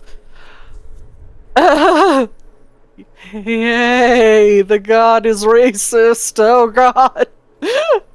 Hell yeah. Or us doing bad Mexican, bad accents in speaking Spanish. Como estas? Not again. Whoa. Wogar. Grr. Anyways, you and whenever Janice will stand up, so will Stantis, and he will walk around. And he'll pat you on the shoulder, Taliesin. Good job, and he'll walk out. He does not react. And Janice will also stand up, and he will also walk out. Now, I assume you want to ask those questions in private. Specifically only with the Archmage. Sorry, Akato, Okay. as much as I like you. Ah, poor Akato. He has to go bye-bye. We'll shove him out in the waiting room. There'll be awkward standing between everybody except everybody else in the party. I hate the fact that he kind of looks like Taliesin, but with brown hair. Hey, I just searched young imperial male mage, and I said, and that's what I got. I was like, yeah, that looks about 30, so... God damn it, he looks like Taliesin. It's jarring. What's your questions? He'll approach, cross his arms. I don't think we've actually properly met before, have we? Just in passing. No, but your stepmother does talk about you and your brother. Unfortunate. Anyway. I like your humor. Well, you're not gonna like me for the favors I ask. Depends upon the favors. Well, you said you'll mention that you're going to be scrying on Mana Marco, or at least trying to find the orb of... It was Mara, right?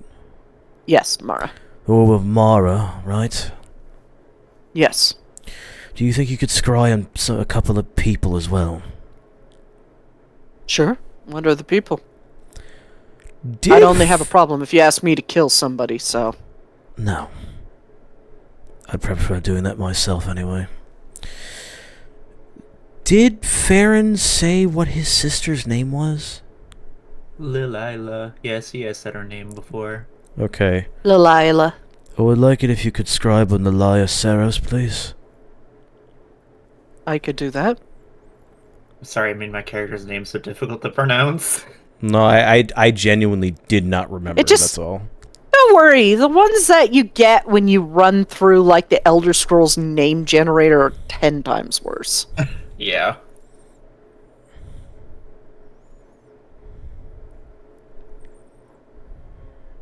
Agreed. Who else? I also need you to scry on a man named Mercer Frey for me. I need to know where he is. Alright. I could And- throw in that Villain guy while I'm at it to see if he is actually at the teleportation ritual. Sure, that would help. And the last thing is not about scrying. I was...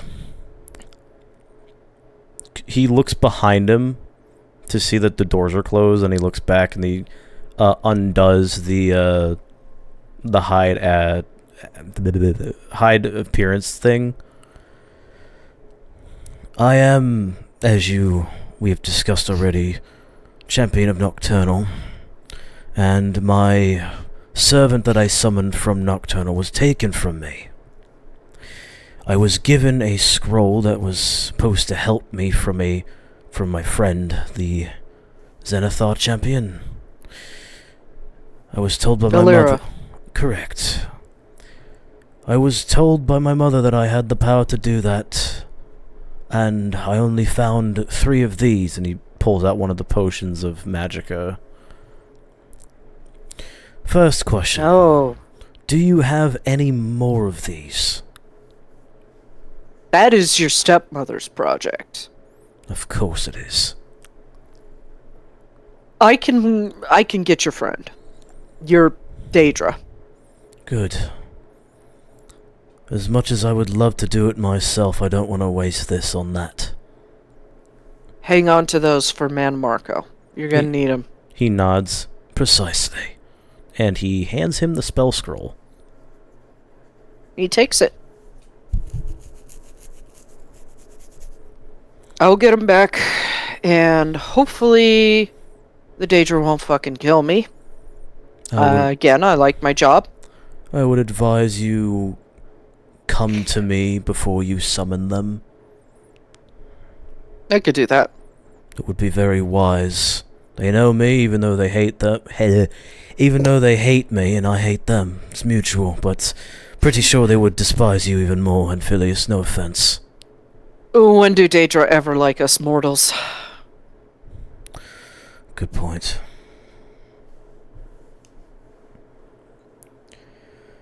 Just whenever you're going to do the summoning, just call upon me so I can be there. And you just slap them across the face anyway. Probably wise for you to be there anyway, so I could keep from he's looking at the scroll, keep from binding this Tagroth to me and throw him onto you. That way I don't get killed. Don't worry. I will bind everything to myself. I just need your magic, I'm afraid. Well, from what this scroll looks like is you have to force an unbind from the person who ripped them away and bring that binding onto you.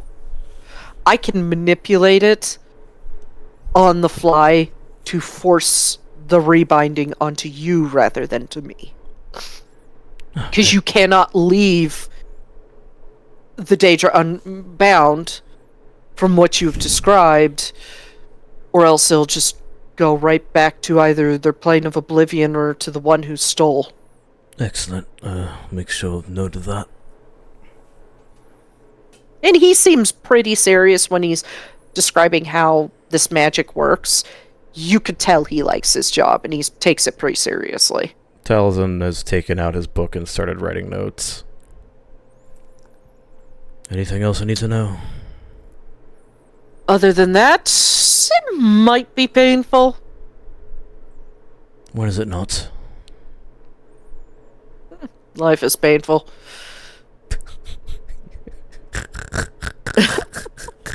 This guy's real. Bro is such a real one, honestly. Yeah. Oh. Speaking of which, not that it's really any concern of yours, but,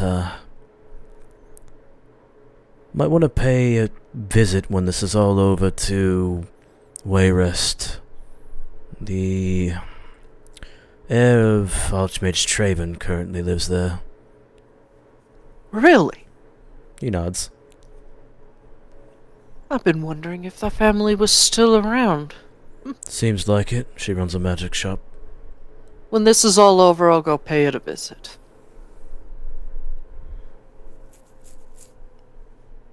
Any more questions? None. If you can cast sending, just send me whenever you're about to summon my bird. I'm the Archmage of the Synod. I can cast Sending. He grins. I'd be surprised if you didn't, but I've also been surprised by less efficient people. Yeah. Trust me, I get that. I mean, Acela walked in here for the first time, heard her last name, and we were all on edge. We know exactly what her family has done throughout the centuries. Lots of stuff. One of her ancestors actually worked with Manamarco briefly, and another kidnapped a Septim Emperor and disguised himself as, and essentially usurped the throne. He's not paying attention. Quite a tale. Anyways. Yes. Don't get me started on Clivia Tharn. That's one hell of a tale. Perhaps we can talk about... He's slowly backing up, kind of like a Wisconsin goodbye. It's like, well, gotta go now, don't you know? Let's talk about histories another time, mate. Yeah.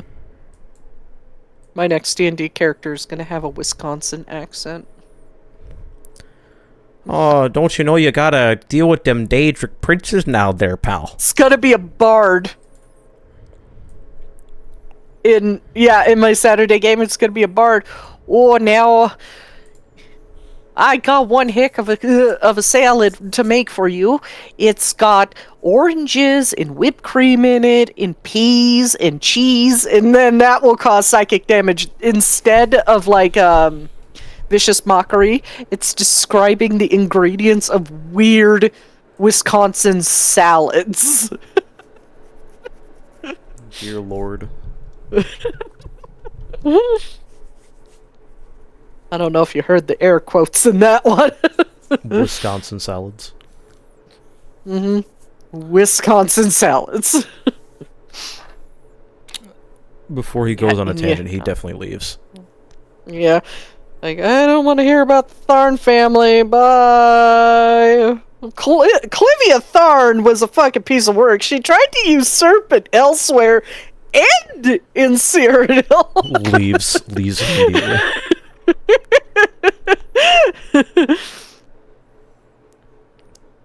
Anyways, with that, you guys all head out back to the Synod.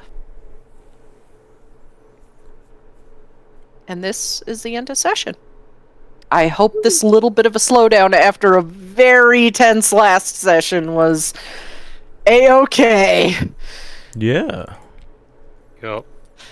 And I hope I made the Elder Council room look good. Also, watch this. That is not... This diamond in the center is not an asset on the map. We didn't get through the door. Oh. We all got stuck at the door. God fucking damn it. Oh, nope, that locked it. There we go. We are in a wall. See? Oh, you're in a wall? Yep. Hold on. Oh, I'm on the wrong thing. Oh, I only pulled some of you. I see how it is. Akatos could stay there. He could stay in the wall. Skyrim ragdoll physics. See? It's not actually on the map. I just basically clipped a thing and I put it on the map. Ooh. Nice. See? Whee! I moved it. Looks very nice. Mm-hmm. I want to attempt to steal the diamond. Too late. Woohoo! Alright, well, thank you guys for tuning in. Appreciate you guys watching. This will be up roughly within the next few days on my YouTube. So stay tuned for that. Have a beautiful night. We will see you next Wednesday. Later. Bye.